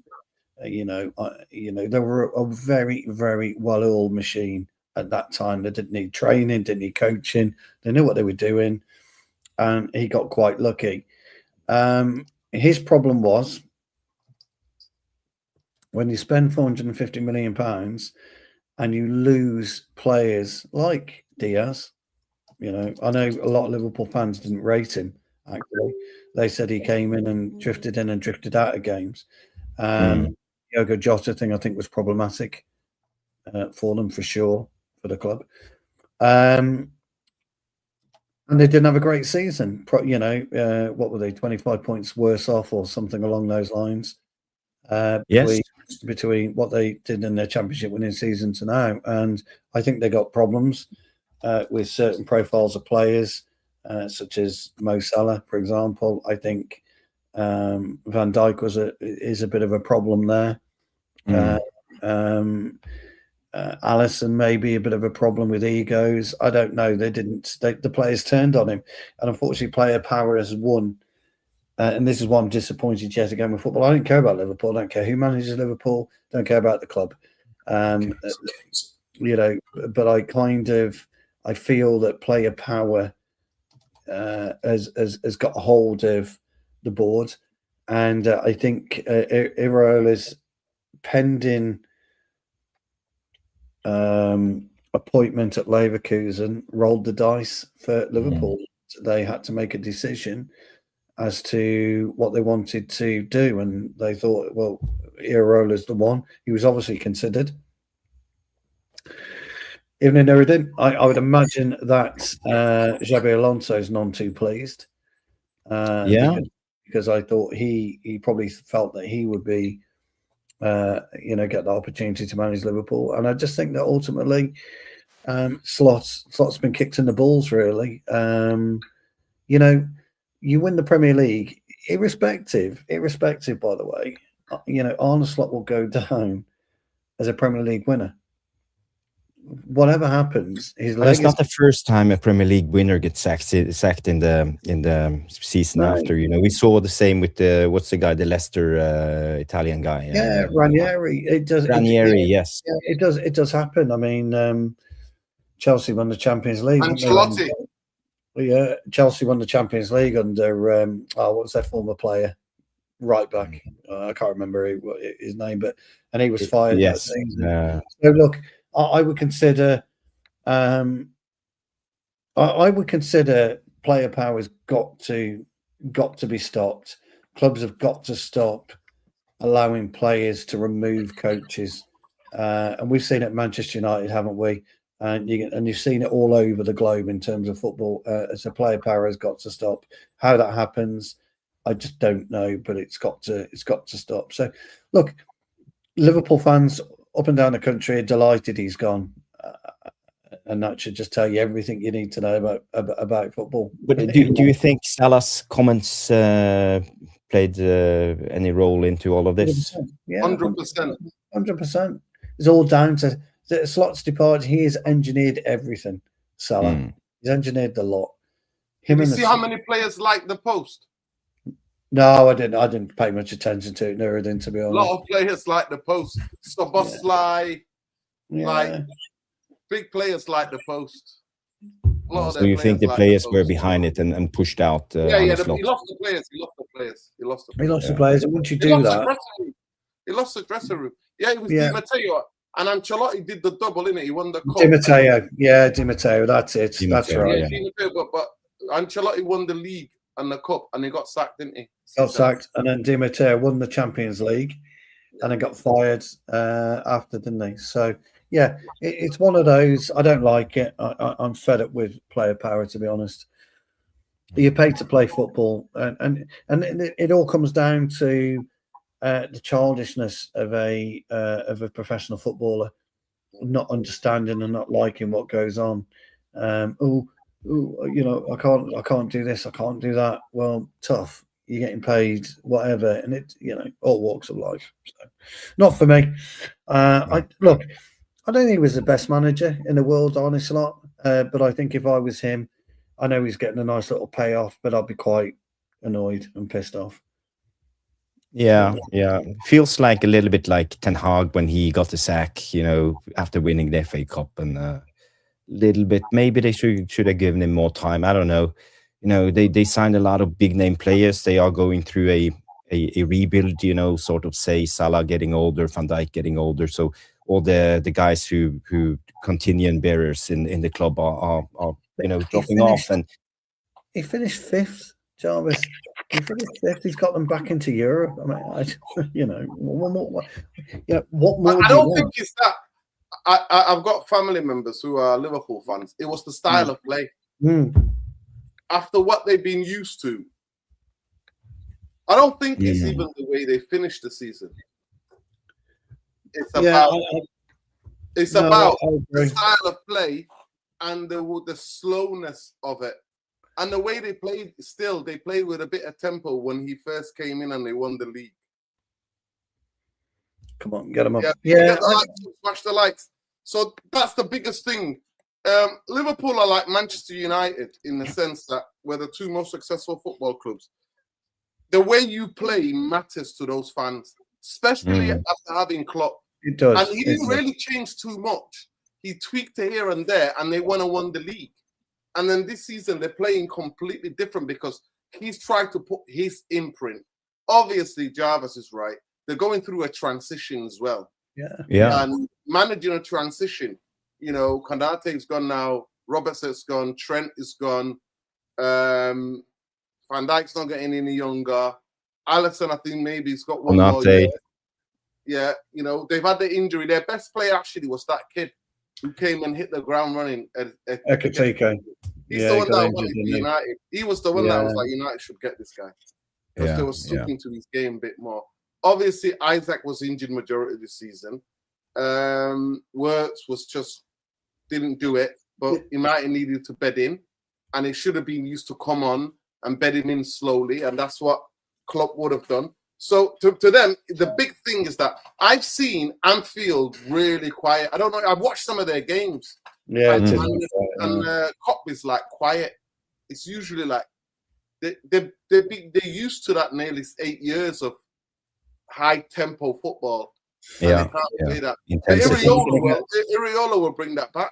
Won't he just? I mean, some of their players are going to be crying anyway, aren't they? Van Dijk could probably retire. Iraola. I just hope he trains them every day and he burns them out. So do I. He'll kill him. Iraola. They don't back him in a transfer to get him a bigger squad so they can cope. It's a good move for Iraola, actually, and it's actually a good move for Liverpool because, you know, anyone that gets Iraola is going to do pretty well out of him. You know, it's a nice move for him. But like I say, I thought he was odds on for Leverkusen Friday, so it was a really strong report. So maybe Yeah, but I have the feelings too. We've talked about this. I said I have a feeling that there are bigger jobs out there for Andoni Iraola. He wouldn't leave the Bournemouth job for nothing. I think he knew about this a long time ago. Yeah, that's true. Yeah, I mean, Glasner's. Who goes? It didn't make sense for him to leave a Bournemouth team qualifying for Europa League and doing well and go to Leverkusen. Apparently, Jarvis, that Bournemouth are facing some financial difficulties because they don't have the fan base that's like Villa. They don't have a fan base, and I think they're close. They have rich owners, They've got rich owners. They're close the fan base doesn't generate. Because they've only got like that's a corner of the Stretford end. It is, yeah. I mean, they've got to invest, haven't they? They've got to invest in a new stadium. The thing is, though, I mean, look at Palace. Look at Glasner. Yeah, that's why he's leaving. But apparently, Liverpool did a end of season review, and apparently, this is according to one of my cousins who's in the Liverpool know. He said that at the end of season review, the club put it to him that he lost the dressing room.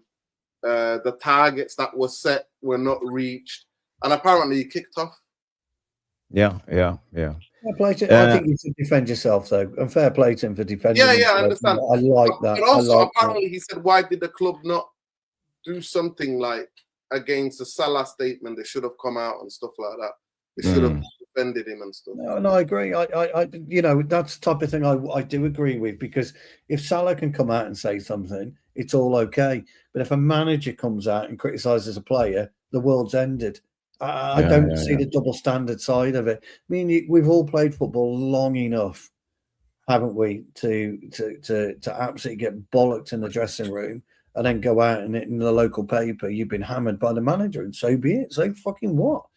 You should be, if you aren't playing, or you are, causing a disruption in the dressing room, or you're doing this or you're doing that, then you should be. Salah's biggest problem, and Manchester United had it ourselves.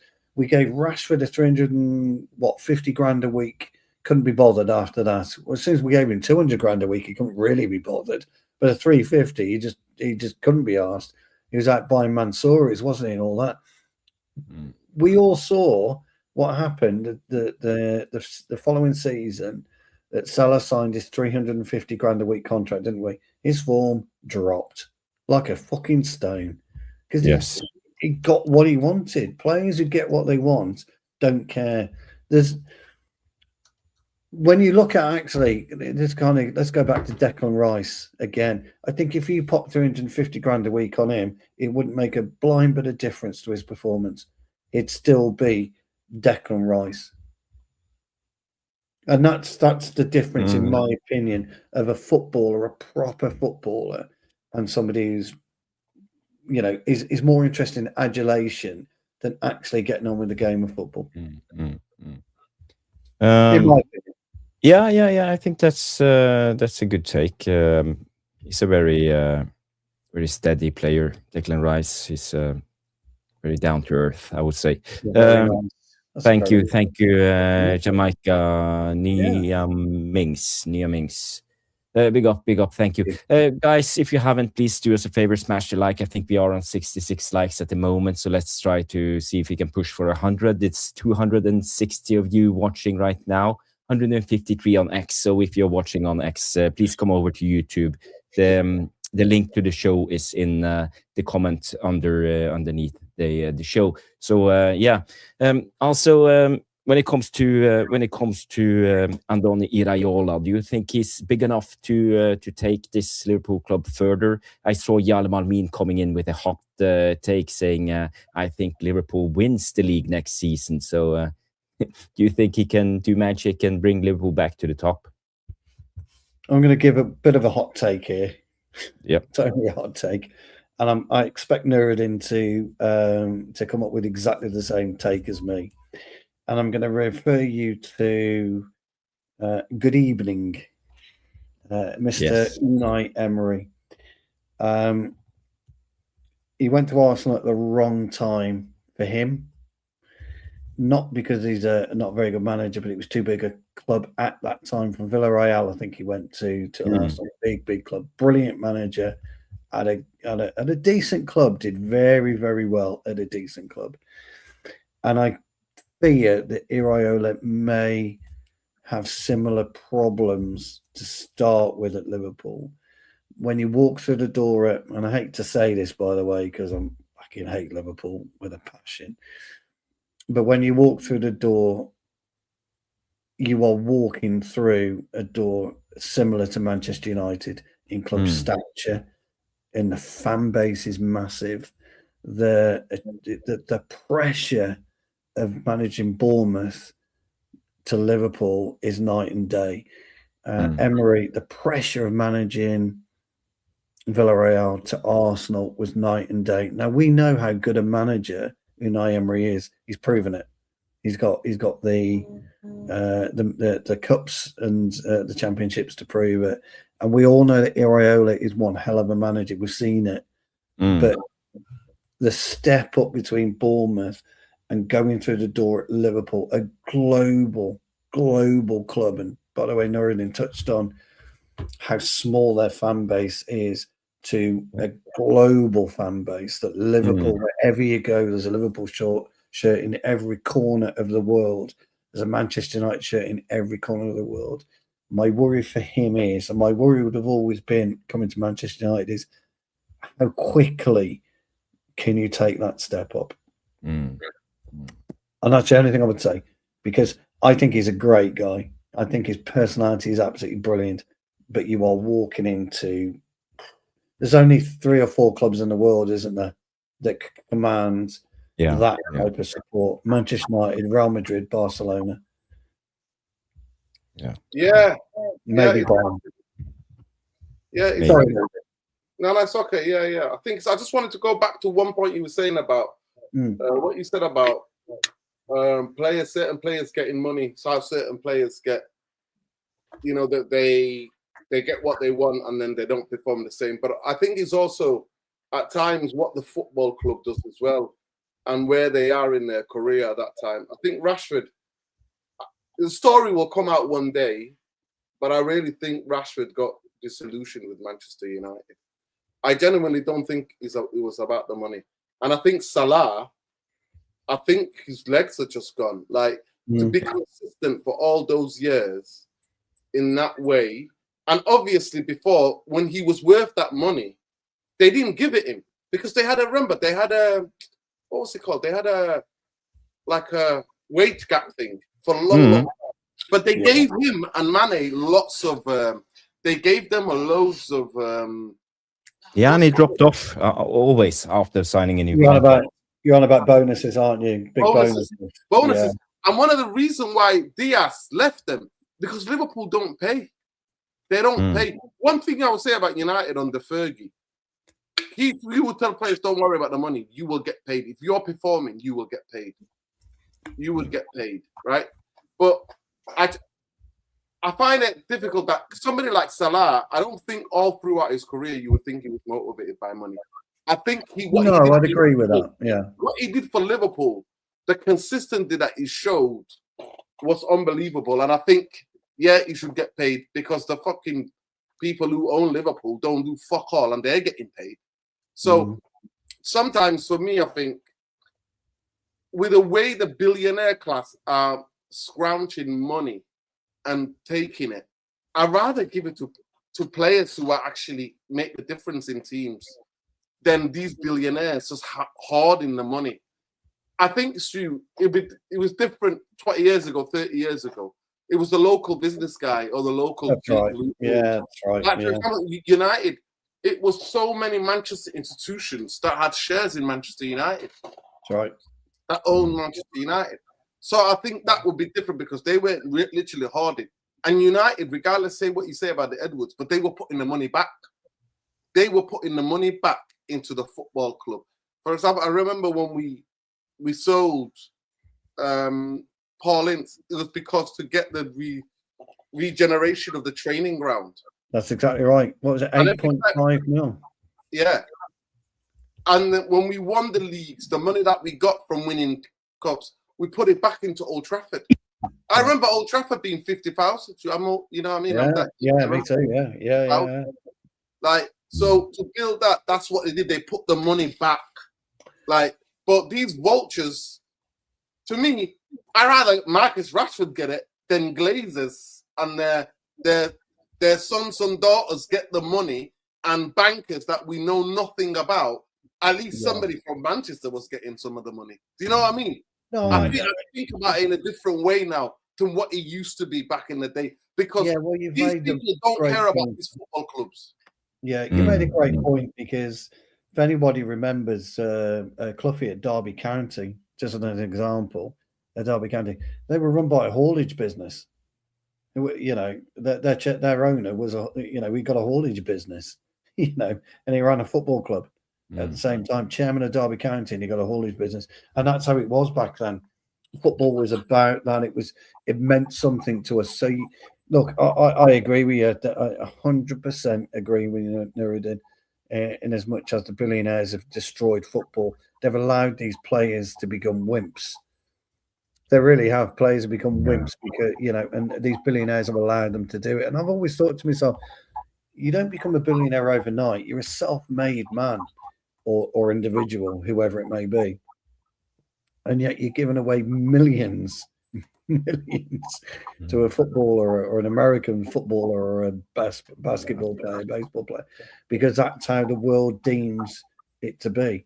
So it's a really interesting point you make, Nuruddin, and it's well worth people listening to the point he was making and actually going back and looking at clubs and how they were funded back then, because they had to invest. Manchester United has only become the club that it was by investment, moving from the Cliff to build Carrington.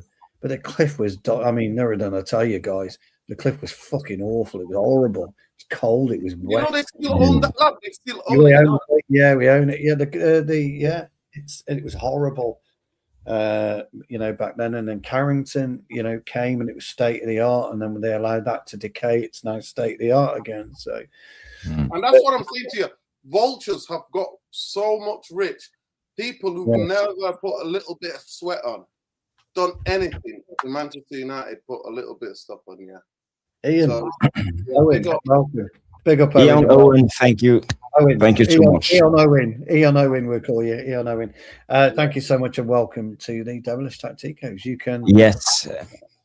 Guys, if you want to become a member, you can do as Owen, become a member for as little as £1.99 a month, and you will be a part of the Tactical Devils community, and you also will try to get prioritization when it comes to reading out comments, and you will support a good cause. We're not making any money on this channel, so you're just helping us funding our expenses when it comes to running this channel. So thank you so much, Owen, for becoming a member. And if any of you others want to become a member of the Tactical Devils, feel free. No pressure. It's up to you.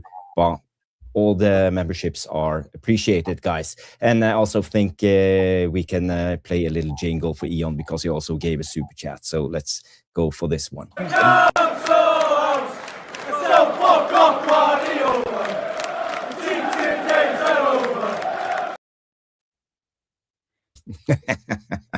So fuck off Guardiola. The cheesy days are over. Yes, they are. Cheesy days are done. Let's hope anyway.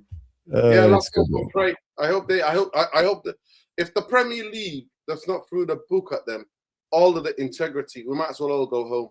All of the integrity. The Premier League relies on what they do to City.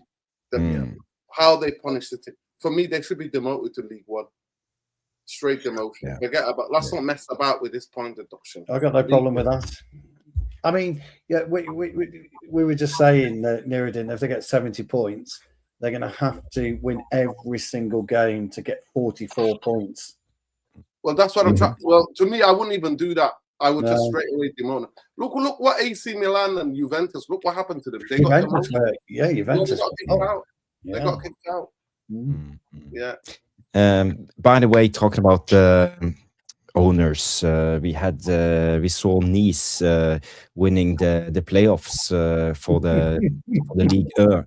So they won the game over who was it? Was it Saint Etienne? I think Saint Etienne. They won the game.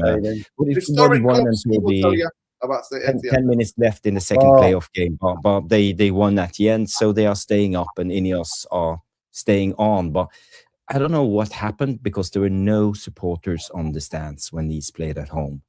So I don't know if they boycotted. Yeah, they're trying to sell it. He's been trying to sell it for 12 months. He needed him staying legal. Saint Etienne, by the way, massive in the 70s.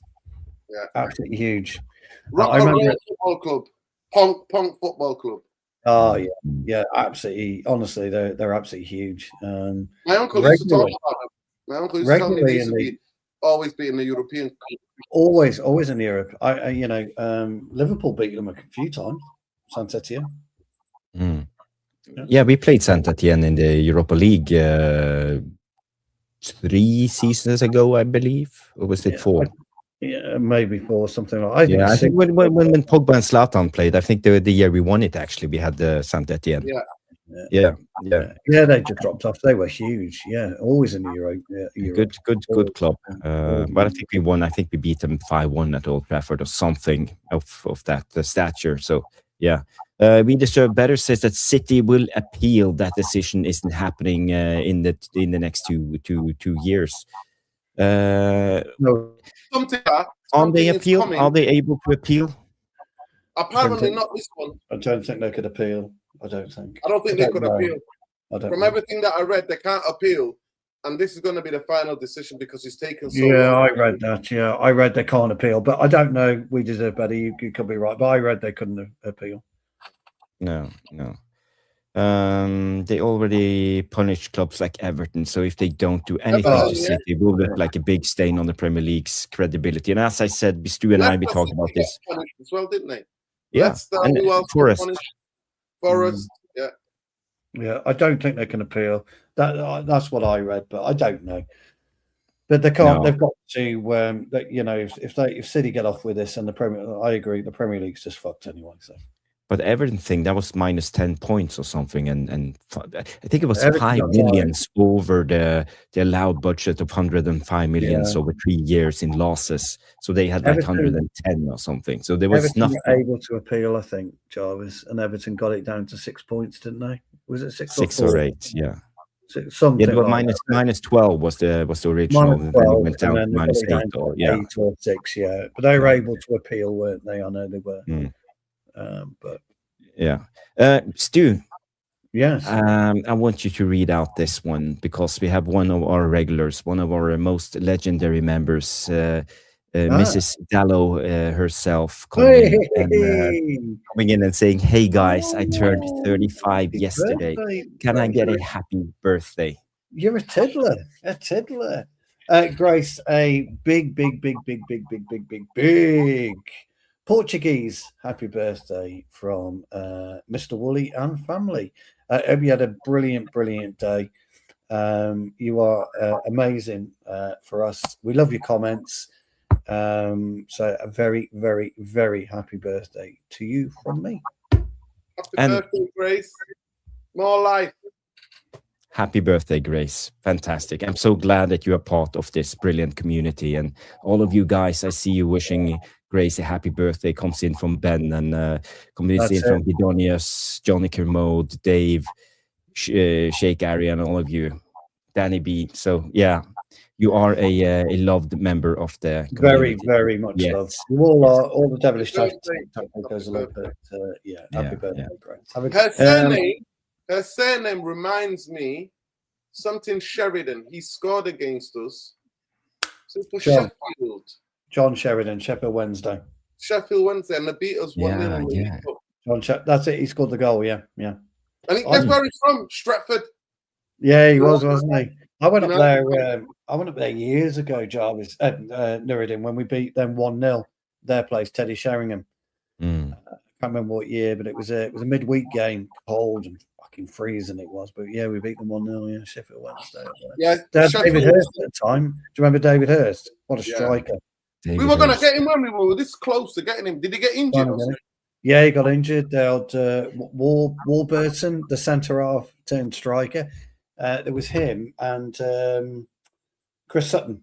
Chris Sutton. Was it Chris Sutton? Maybe. He was a centre half, turned striker for Norwich. Do you remember? Yeah. And then they had that guy Palmer, or the England international. What's his name? Carlton Palmer. Carlton Palmer. Yeah, he played for Sheffield Wednesday. I remember. Yeah. Was it Paul Warhurst? I think Warhurst. Chrissy Waddle played at Wednesday. Chris Waddle, yeah. I remember that. They had, really, really good side. But John Sheridan, he scored against us in the League Cup. Yeah, and you know the funniest thing about the League Cup, I was never upset when we lost the League Cup. I don't really rate the League Cup. It used to be called Rumbelows Cup back in the day. It was not Rumbelows Cup. I just remember going, "Oh, they beat us." Okay, but the FA Cup, I was devastated. Yeah, when we lost 95 to Paul Rideout, Everton beat us. I was absolutely devastated. We did a bit. It says they can, and he's quoted. Manchester City can appeal the upcoming Premier League Independent Commission decision under Section W of the Premier League Handbook. Thanks for that. We deserve it. I didn't know that, so thank you for. From everything that we read, it's saying that they won't be able to appeal it. I did read that, so we'll just have to wait and see. I think on that one. Let's see, what else have we got? I just saw a comment talking about Leão to Liverpool. I'm just trying to verify it, see if there's anything out there from some credible sources. I hope they get him. I hope they get him. I don't want him, so might as well go to. Stay away from Manchester United. Yeah. I'm just trying to see if there's anything out there. He's available 40-50 million euros. Liverpool. Too much.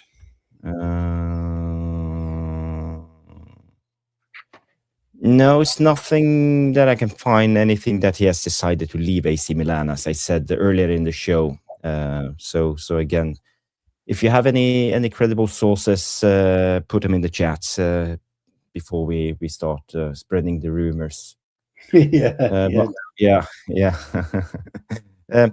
Guys, before we go, we have a couple of questions saved up for you. But before that,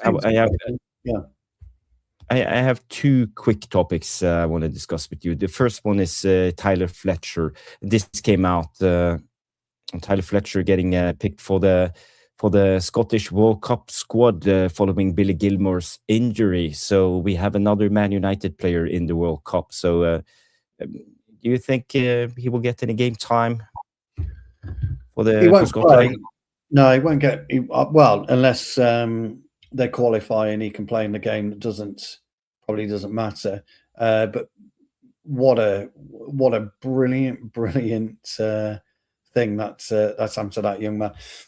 For him, for what is he, 18, 19 years of old? I think it's 19. To get on the plane, go to the World Cup, experience a tournament, and even if he gets a minute or doesn't get a minute, what an education! I'm so chuffed, for him. Super happy for him, but I think he captains the under 18. Yeah, he does. Yeah, he does. 21 to under 18s. Yeah, it's brilliant for him. Absolutely brilliant. I'm so chuffed for him. And people might have spoken about nepotism in football. They do, don't they, with certain things, but that throws that argument completely out the window. If we get nepotism now, big one. So chuffed for him. So chuffed. Yeah, I agree. I'm happy for Tyler Fletcher, and also in my estimations, I think he's the better of the two twins, the Scottish Fletcher, and he's a little bit taller than Jack. I think he's a couple of inches taller than him, and so I think maybe he's more mature, for his age. He's a little bit bigger when it comes to physical size, and then that's as a youngster, that's always important. But they both played, haven't they, this season? Both Tyler and Jack are both. I mean, Jack was actually picked twice, wasn't it, ahead of Tyler? So, but it's good for them. I think it's absolutely brilliant. I'm really, really, really pleased. Yeah, he's a central midfielder, and Jack is a 10. Yeah, really, really pleased for them. And to be fair to Darren, he must be absolutely beaming. It's great. Played for Scotland himself, Darren Fletcher. Great to see. Yeah. And last topic is just a kind of a funny one. And also, you guys in the chat, if you see it right away, don't say anything. Give people a little bit of time to guess, for it's just a guess the player. So it's a former Man United legend. So for you guys, who could this be? Guess the player. It's a former Man United player. He played for Alex Ferguson in I would say 2000s. Do any of you see it? Is that the Dutch goalkeeper? I think it's Yip Yap, isn't it? Is it Van der Sar? Yes. It's No. Dave comes in. It's Yip Yap. Yes. Oh, somebody put it in. Oh, Dave, well done. I think Dave might have beaten me on that. I didn't notice it, but I think it's Yip Yap. Yeah, Yip Yap Stam is a big Dutch man. You want to have a little some story? Fergie said he's the only one he regretted getting rid of. He said it was a bit too harsh. He said he was coming up to 30. He had an Achilles injury, and he started the season and he didn't play well. I remember I came back from London after being in a rave in London, and we drove back from London, and I remember me sleeping, and then the News of the World newspaper, as I got up in mid-afternoon, and the newspaper, and I was like, I looked at the News of the World back page. It said, "Stam sold to Lazio." I was like, am I hallucinating? Is this a bad dream? I absolutely loved Yip Yap Stam. Yip Yap Stam is a Dutch man. Get past the idiot. It can try a little trick to make you look up. There was fantastic. His legs were massive. Weren't they? It was I think the second verse was legs like tree trunks, wasn't it, or something like that? If I remember. And tactically, teams, if he was in the middle, ball came, oh my God, he could defend all day. But what teams used to try to do is get him out of the central area, then whip him out. That's what they used to try to do. And I remember I say, "Stam, stay in there. Stay there, don't move." But he was that type of guy. He used to throw people out the way and want to get to the ball. But I'm like, no, that was a tactic. They want to draw you out to the wide area, so then they sling the ball. But I tell you who was incredible defender as well. The Norwegian, Ronny Johnsen. Yeah, he was good. Yeah. Underrated. He was incredible. The pace on that guy. In one Champions League game, I was sat near the halfway line, sneaked in, by the way. Nice, that's how you do it. That's how you do it. Hold up on the test, and I found myself a lovely seat halfway line. And I remember that we were hemping. I think we were trying to get goals, like, to take away to, I don't know who we were playing, but the ball got hit 20 yards. The guy had almost like 20-something yards on him, and he went, and I was like, oh my God, that's probably the fastest center I've ever seen in my life. And I remember it. And then the guy who was sat next to me went, yeah, he can move. I was like, what the hell? He's no Stevie Bruce, though. He was getting injuries. Henningberg played a lot, but Ronny Johnsen, what a player he was. How rapid. Very underrated. Probably one of the most rapid centre-halves that I have ever saw at United. Yeah, he was very underrated. Yeah. Stevie Bruce was my favourite, though, Nuruddin. Stevie.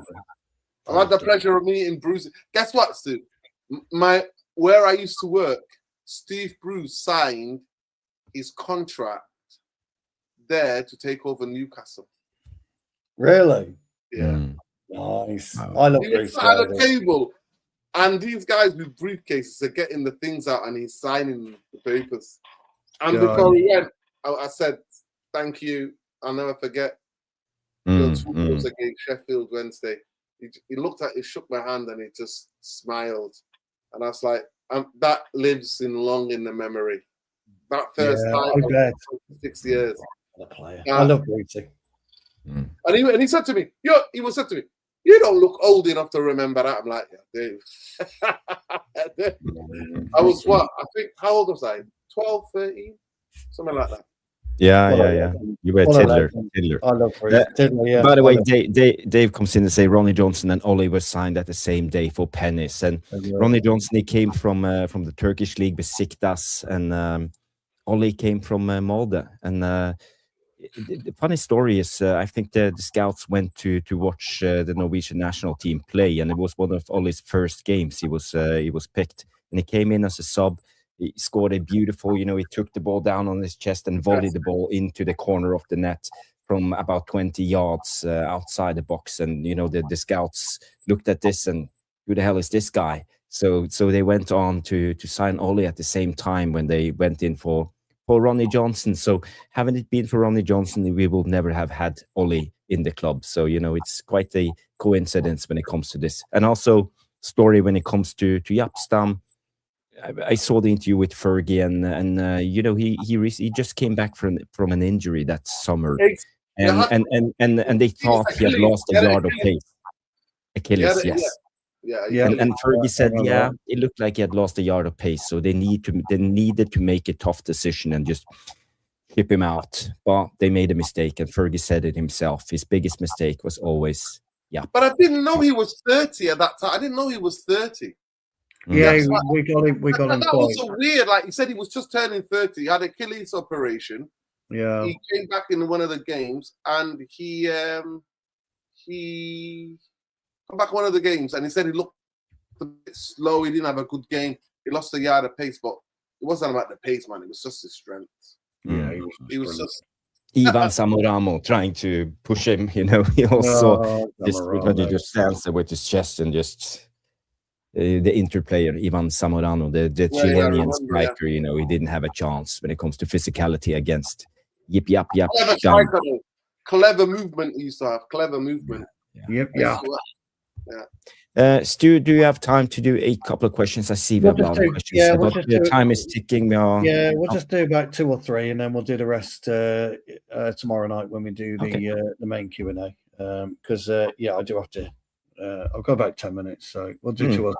I was having a quick look. So we'll start with this one from Trev, which is quite an interesting one because I did see this. And Trev says, "What do you guys think of Cunha getting the number 9 jersey for Brazil? Massive boots to fill. Is it a sign of what way Brazil will play?" It won't be that, Trev, because numbers don't mean anything anymore in terms of position. But to be given the number 9 for Brazil is, while it's akin to Manchester United's number 7, it really is. I mean, the players that have worn number 9 for Brazil, the players that have worn number 7 for Manchester United, I think Cunha's got the balls to carry that off. So I expect him to have a very, very, very good World Cup. I'll just say this quickly. I don't think he's going to play as a number 9. No. I watched the last couple of Brazilian friendlies or games, and he actually played more as a number 10, but he would help back to protect Casemiro. He would run back, and he actually played more as what you said, Stu, like that 8, 10. Yeah, that's where he's best at. Yeah, that's where he played. But now, Mario. Have you seen the clips of Romario recently playing football? He looks Romario. Yeah, he's still playing. Just playing like a couple of 7 aside, 5 aside, and some of the stuff he's doing is unbelievable. He's one of the Brazilian players, but he's one that's on. Talking about players, by the way, who don't like each other. You remember Romario and Bebeto? They fucking hated each other. Yeah, hated each other, Bebeto and Romario. But yet, how many goals did they score? Dynamic duo. Yeah, dynamic duo. Hated each other. World Cup 1994. Yeah. Fantastic. Yeah. They took them to the final. Yeah. There is a new. I'm gonna watch it, but there's apparently a documentary coming out in the next couple of days on Netflix about the '94 World Cup behind the scenes. Oh, excellent. We'll be watching that then because I loved USA '94. Great question, Trev. Jarvis, I'll let you read this one out because it's an apology, but there's no. Well, yeah. Sorry for being too harsh, Jarvis and Stu. I feel we have to listen to Ralph Ragnick's word about profiling the right type of players, which shouldn't be about the league, but about the players individually. I think it's on the topic we talked about, how we scout players. So we should tackle it's it. not a question, it's just a comment. Yeah. But on this channel, historians, feel free to say what you want, pal. Come into our chat, talk. The guys, if you're new to us, the guys, Devilish Tacticos, they respect everybody's opinion, opinions, and no apologies needed, old friends. Just come and enjoy and having a debate. Same with Neridan's channel. Exactly the same. We're all the same. I just want to add, will become a bit difficult, especially at United, is because our recruitment's been horrendous. So we would prefer to go for players in the Premier League who don't need that much adaptation because we're not a stable football club. We sack a coach every year and a half, every 2 years. So we're not a very stable football club. But under Fergie, we were. And players who needed time to adapt were given the adaptation time. They were given the 6 months or the 7 months. They were given that time. Here, we don't have that time because we're not a stable football club. So that's why majority of United fans would say we'll last get from the Premier League. But to be fair, Fergie also recruited a lot. Especially you look at that team of 90, that team that won the league for the first time in 26 years. Paul Parker, Dennis Irwin came from Oldham. Bruce, I don't know where he came from. Where would Bruce come from? Bruce we got from Norwich, but he was at Grimsby. Grimsby before that, I believe. Or Gillingham. Grimsby or Gillingham, one before. Yeah. Pallister, where did Pallister? He come from Middlesbrough. Middlesbrough. Yeah. We got Paulins from West Ham. Roy Keane from Nottingham Forest. Yeah. Konchelsky some place. Russian. I think we got him from Sparta. Russian team. The Konchelsky saga. That was something. That was something. The Russian mafia involved in the Everton deal. You know, terrible. Man United didn't know how to handle it. Who was it? Was it Jill? Who was the chairman at the time? David Gill. Would have been David Gill. No. Was it Kenyan? Was it Kenyan? No, I think it was Edwards. Edwards is still there, was it? Yeah, he was the guy. 95, and you know they didn't know what to do because there were something happening. You know, the mafia putting on pressure, and you know they. Fergie talking about it. Yeah. Fergie's like heavy stuff. Imagine it. While he was in, Fergie described the mafia as heavy stuff. Apparently, a guy got killed from Dynamo Kiev. One of the Ukrainian clubs, not Shakhtar, the other one, Kiev. Dynamo Kiev. Apparently, something because of the mafia. So Well, don't forget, 94, the Colombian lad got killed, didn't he? That was tragic. That was tragic. Escobar, Escobar, all better. Yeah. Final question tonight. That was about a big bet. Yeah, it was a big bet. Final question tonight, guys. There's loads. We Deserve Better's got a couple of questions in. We'll talk about them all tomorrow night. So tune in tomorrow night and we'll finish off your questions then. But I just wanted to bring this up because I thought it was the very first question anyway. And it says, from It's Just Me 43, says, if Arsenal can win the Premier League playing awful football with an average squad, doesn't that give other teams hope they can compete? We would like to tackle that one. Yes and no. Yes, because they've only scored 2 more goals over Leicester. Leicester scored 69 goals, and I think Arsenal scored 71. But defensively, they've been incredibly solid. So they don't concede that many. And that 27 goals. Yeah, 27 goals. So that is something. So I just don't like a team to win the league playing that crap football. Because I think it sets a precedent.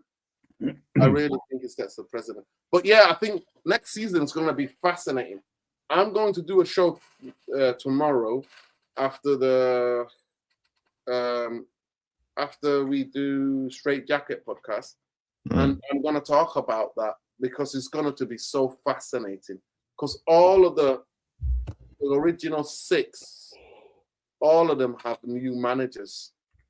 Iraola to Liverpool, Carrick United, Alonso to Chelsea, Maresca to City, De Zerbi to Spurs. This is going to be his proper first season. He's took over.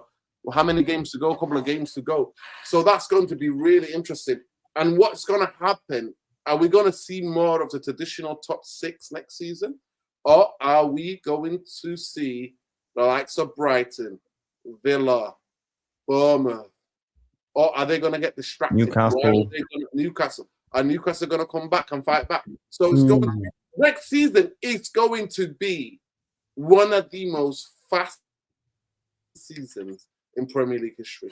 Because you can tell me when was the last time 5 clubs, the top clubs, 5 top clubs have had new coaches. Change the manager, yeah. It's the first time. It's an interesting thought process, Nerd, and I tend to agree with you. Just quickly on what he was saying is Arsenal found a way of playing early doors this season, realised their strengths, realised their weaknesses, and played purely to their strengths. And they played boring football doing it. And he won't be able to do it next season. He won't get away with it. Arsenal won't get away with it. They're going to have to be way more expansive because I'm with you, Nuruddin. I think the tide is going to turn again.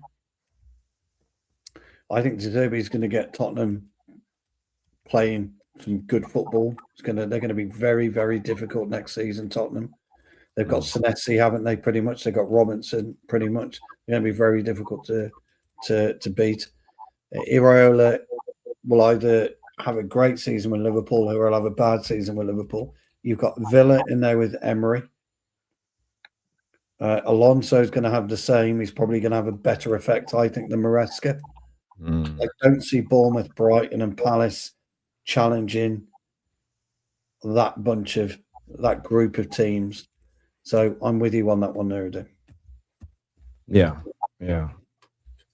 Stu, please, one of these days I need to invite you on the channel to have that really talk, because some people, some of the United fans, a lot of them are young, they think 2 clubs in this country that are not allowed to play crap football and to win trophies. That's Liverpool and that is Manchester United. Yeah. I tried to explain to somebody, and I know I don't want to keep you, but Arsenal have a history of winning 1-0 to the Arsenal came on the show. Yeah, they just all the win. time. Yeah. With a strong defense. So what they're doing now for me isn't. United have the only chant in world football that I know where attack has been with That's right. And I need to maybe bring you on, Stu, so you could explain to you. Because they're like, oh, I don't care how we play as long as we win. It's about winning the league. It's not about how we play. And I'm like, Manchester United in their history have never just about winning a league title without playing entertaining football. No, you're right. Football club does not allow that. That is the way you win trophies. No, you're absolutely right. So what I was referring to with Arsenal finding a way of playing is he almost went back to the 90s. And he played the Arsenal back 4 way of the Tony Adams, Martin Keown, George Graham, Winterburn. Yeah, the George Graham era, the Winterburn and the what's his name, right back, Lee Dixon. And they built their team. Yeah, Winterburn as well. They built their team based on that. And they pushed. Arsenal done the same with Gabriel, Saliba, Nkapé, and whoever else they're playing. So no, I'll come on. Yeah, let me know when you want to do that. I'll come on and I'll I enjoyed it, by the way. I made my debut last week on United Real Therapy. It was I was fortunate enough to be able to do it and I had a great time. Really enjoyed it. So thank you for that. Yeah. Quick question from Ben. Who would be your ideal signing for right back? Me would be Julian Ryerson. I talked about him so many times, so I don't want to repeat myself. But yes, Julian Ryerson for me. Stu? My ideal right back. Oh, I've got to be honest. Munoz. from Munoz from Palace. Yeah, Palace is brilliant. I agree. He's fucking top draw. I'd take Munoz all day long. Nuruddin, do you have any ideal right backs? Right back. Not many, is there? Whoever's got the highest assists, and I think it's the Norwegian flat. It's Ryerson, 15 or 16 this all season. I'm looking for is having somebody who can put the ball in. Oh my, Gary Neville. If you talk about a dedicated, I mean, everybody takes the nick at Gary Neville. What is? No, he's a machine. Gary Neville, footballer. Every cross he used to put. Remember, he never used to even go all the way to the touchline. He used to get in the opposition box, for maybe 20, 30 yards into the opposition box. Area, half, and then boom, put the ball in. He perfected to put a ball in for crosses. And I am so deprived. I hate the fact that we don't have fullbacks that can put a ball in. I totally agree. I mean, our right side was a dream, wasn't it? That's why, when you look at Rude in particular, the balls that were being placed in from Beckham, you look at the way that Liverpool and United used to play in the 70s, Stevie Coppell. Jesus Christ, he could get up that wing and fucking put a cross in. By the way, the first footballer in this country to play professional football and to go to university. I met him a couple of times. Yeah. Did he? Oh, brilliant play. Gordon Hill on the left. He was just as good. Brilliant left foot. Honestly, I'm going to have to do a show where I invite both you guys on, and so you can educate some of these fans or what club they support. Because honestly, the United winning the league, not winning the league, entertaining football, front foot attacking football, is the DNA of Manchester United. Yeah, we can't play like Arsenal play and win a league. We cannot. It's impossible. No, I agree. I mean, the guy talks here, Sheikh talks about Valencia, but he was a converted right back. He started his at Wigan as a winger. Wigan, but he was converted to right back, and he's one of the last players, Sheikh, that decided I want to stay in the team, so I'm going to make myself useful. Yeah, he's one of the. It was brilliant, by the way. Fantastic for us. Yeah. Fantastic. I think he's got some sort of I think he's just got dyslexia or something like that. Because of all the years that he found it really difficult to speak. He couldn't speak English. Could never speak. He was club captain at the time, weren't he? Never spoke. He was tough as boy. Yeah, never spoke English. Couldn't do it. You're right. Tony used to smash wingers like they were nowhere tomorrow, mate. Tony Valencia, brilliant. You couldn't try it out. He was built like a middleweight boxer. He was massive, wasn't he? Fucking huge. Great player though. But we got him. He went to Wigan first, and then Fergie saw something he liked and then bought him. It was a great signing. Signing from Wigan. We sold Ronaldo for 80 million club record, world transfer record for a footballer. We bought Obertan, Valencia. That's right. And Michael Owen in a free. Yeah. Well, we got Obertan was the one. And nobody can tell me where the 80 million for Ronaldo went. Nobody knows. His hands. Yes, nobody knows. Nobody knows on that one. Gone. Yeah, disappeared. Yeah. Guys, it's been a brilliant show. We have been doing 2 hours and 12 minutes. I want to thank everybody for tuning in. I will redirect you. Before you go, quickly. Yeah. Wasn't it Arsenal a disgrace to English football yesterday with their tactics? Yes, it was awful. That final was awful. Dreadful. And how come they think they can win at a European Cup playing like that? Yeah. It was dreadful. Football, as Tyrone said, finally won because Arsenal would have been unbearable, and it was horrible game. Yeah. Anyway, Jarvis, close out. Big up. Yeah. Just to thank you, Nuruddin, for joining us, and thank you, Stu, always for coming on. I know you had a busy schedule. Would you like to quickly know what I was doing? Jarvis, Stu, I'm in the studio. Oh fuck! I was at A&E because I was called out, and I'm not a doctor or anything like this, so don't. But I had to put somebody's kneecap back in place because in England, and Neriden will know this, and all the guys, getting an ambulance is no hope. You haven't got a fucking hope. I mean, you've got to be literally dying to get an ambulance. So my friend called me. He said, "Can you help me?" So I managed to get his kneecap almost back in place into the car and then down to A&E. And then Jarvis said, "I'm in the studio." Yeah, but I'm at A&E. I'll get in when I can. So it was just one of those. Is he all right? Yeah. Is he all right, Stu? I don't know. I've not heard. That's why I was looking. I've been looking at my phone most, and I've not heard. So he's probably still waiting to. Yeah, send him speedy recovery, man. Yeah, will do. Thank you. But that's what I was doing tonight. So that's why I was late, everybody. But yeah, I've had an interesting night. Yeah.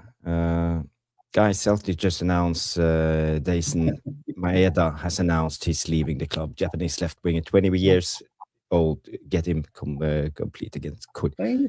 He's decent. He scored a lot of goals for them, didn't he? He scored loads of goals.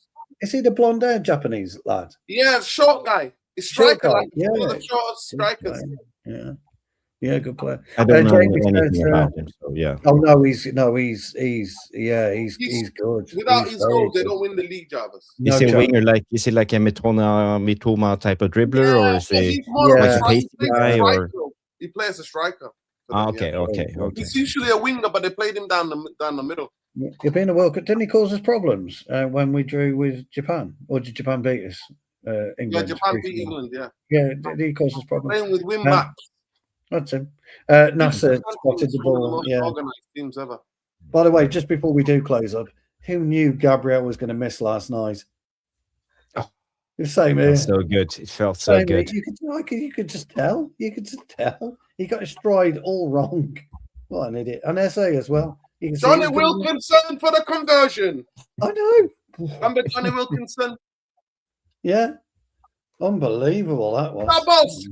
That ball is still going somewhere over the Budapest bridge. I know, it's hilarious. Absolutely hilarious. But anyway, sorry, Jarvis, we must close. Yeah, I just want to thank everybody, top contenders in the chat tonight. The Rock, big up the Rock. We have Ian, Owen, thank you, and Muhidina, we have History Gang, Johnny Kermode, Gidonius, Tom Porter, Dave, Will United, Vissa, Jamie Wayne, Elmore, Big Up Ben, Trevor Wade, I Am Titanium, Danny B, Shake Arian, Rob Taff, La Tufutu Tida, something, and Taya Simba. Is it just me, Almalmin, Bath Time, all of you guys, the legends, keeping the chat alive and being a big part of the show. I'm so grateful that everybody of you tuned in, and also Nuruddin and Stu for being a part of the show. We will be back tomorrow night, 9 p.m. with Jarvis's Corner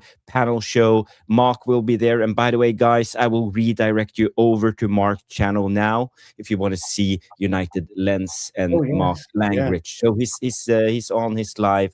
So I'm going to send you guys over there. Go in his chat, tell him Tactical Devils Raid, and say big up from Jarvis, Stu, and Nuruddin. So thank you, guys. There will be no outro. Just a quick, thank you guys. Ending and a redirect. So you just press the link in the bottom of the live chat. Grace again. Yes, and Grace. Happy birthday, my darling. And also for the super chat from Owen and becoming a new member. So thank you, everybody. Have a good night, and go over to Mark, say hello, and we will see you tomorrow night, 9 p.m. Bye-bye. Bye-bye.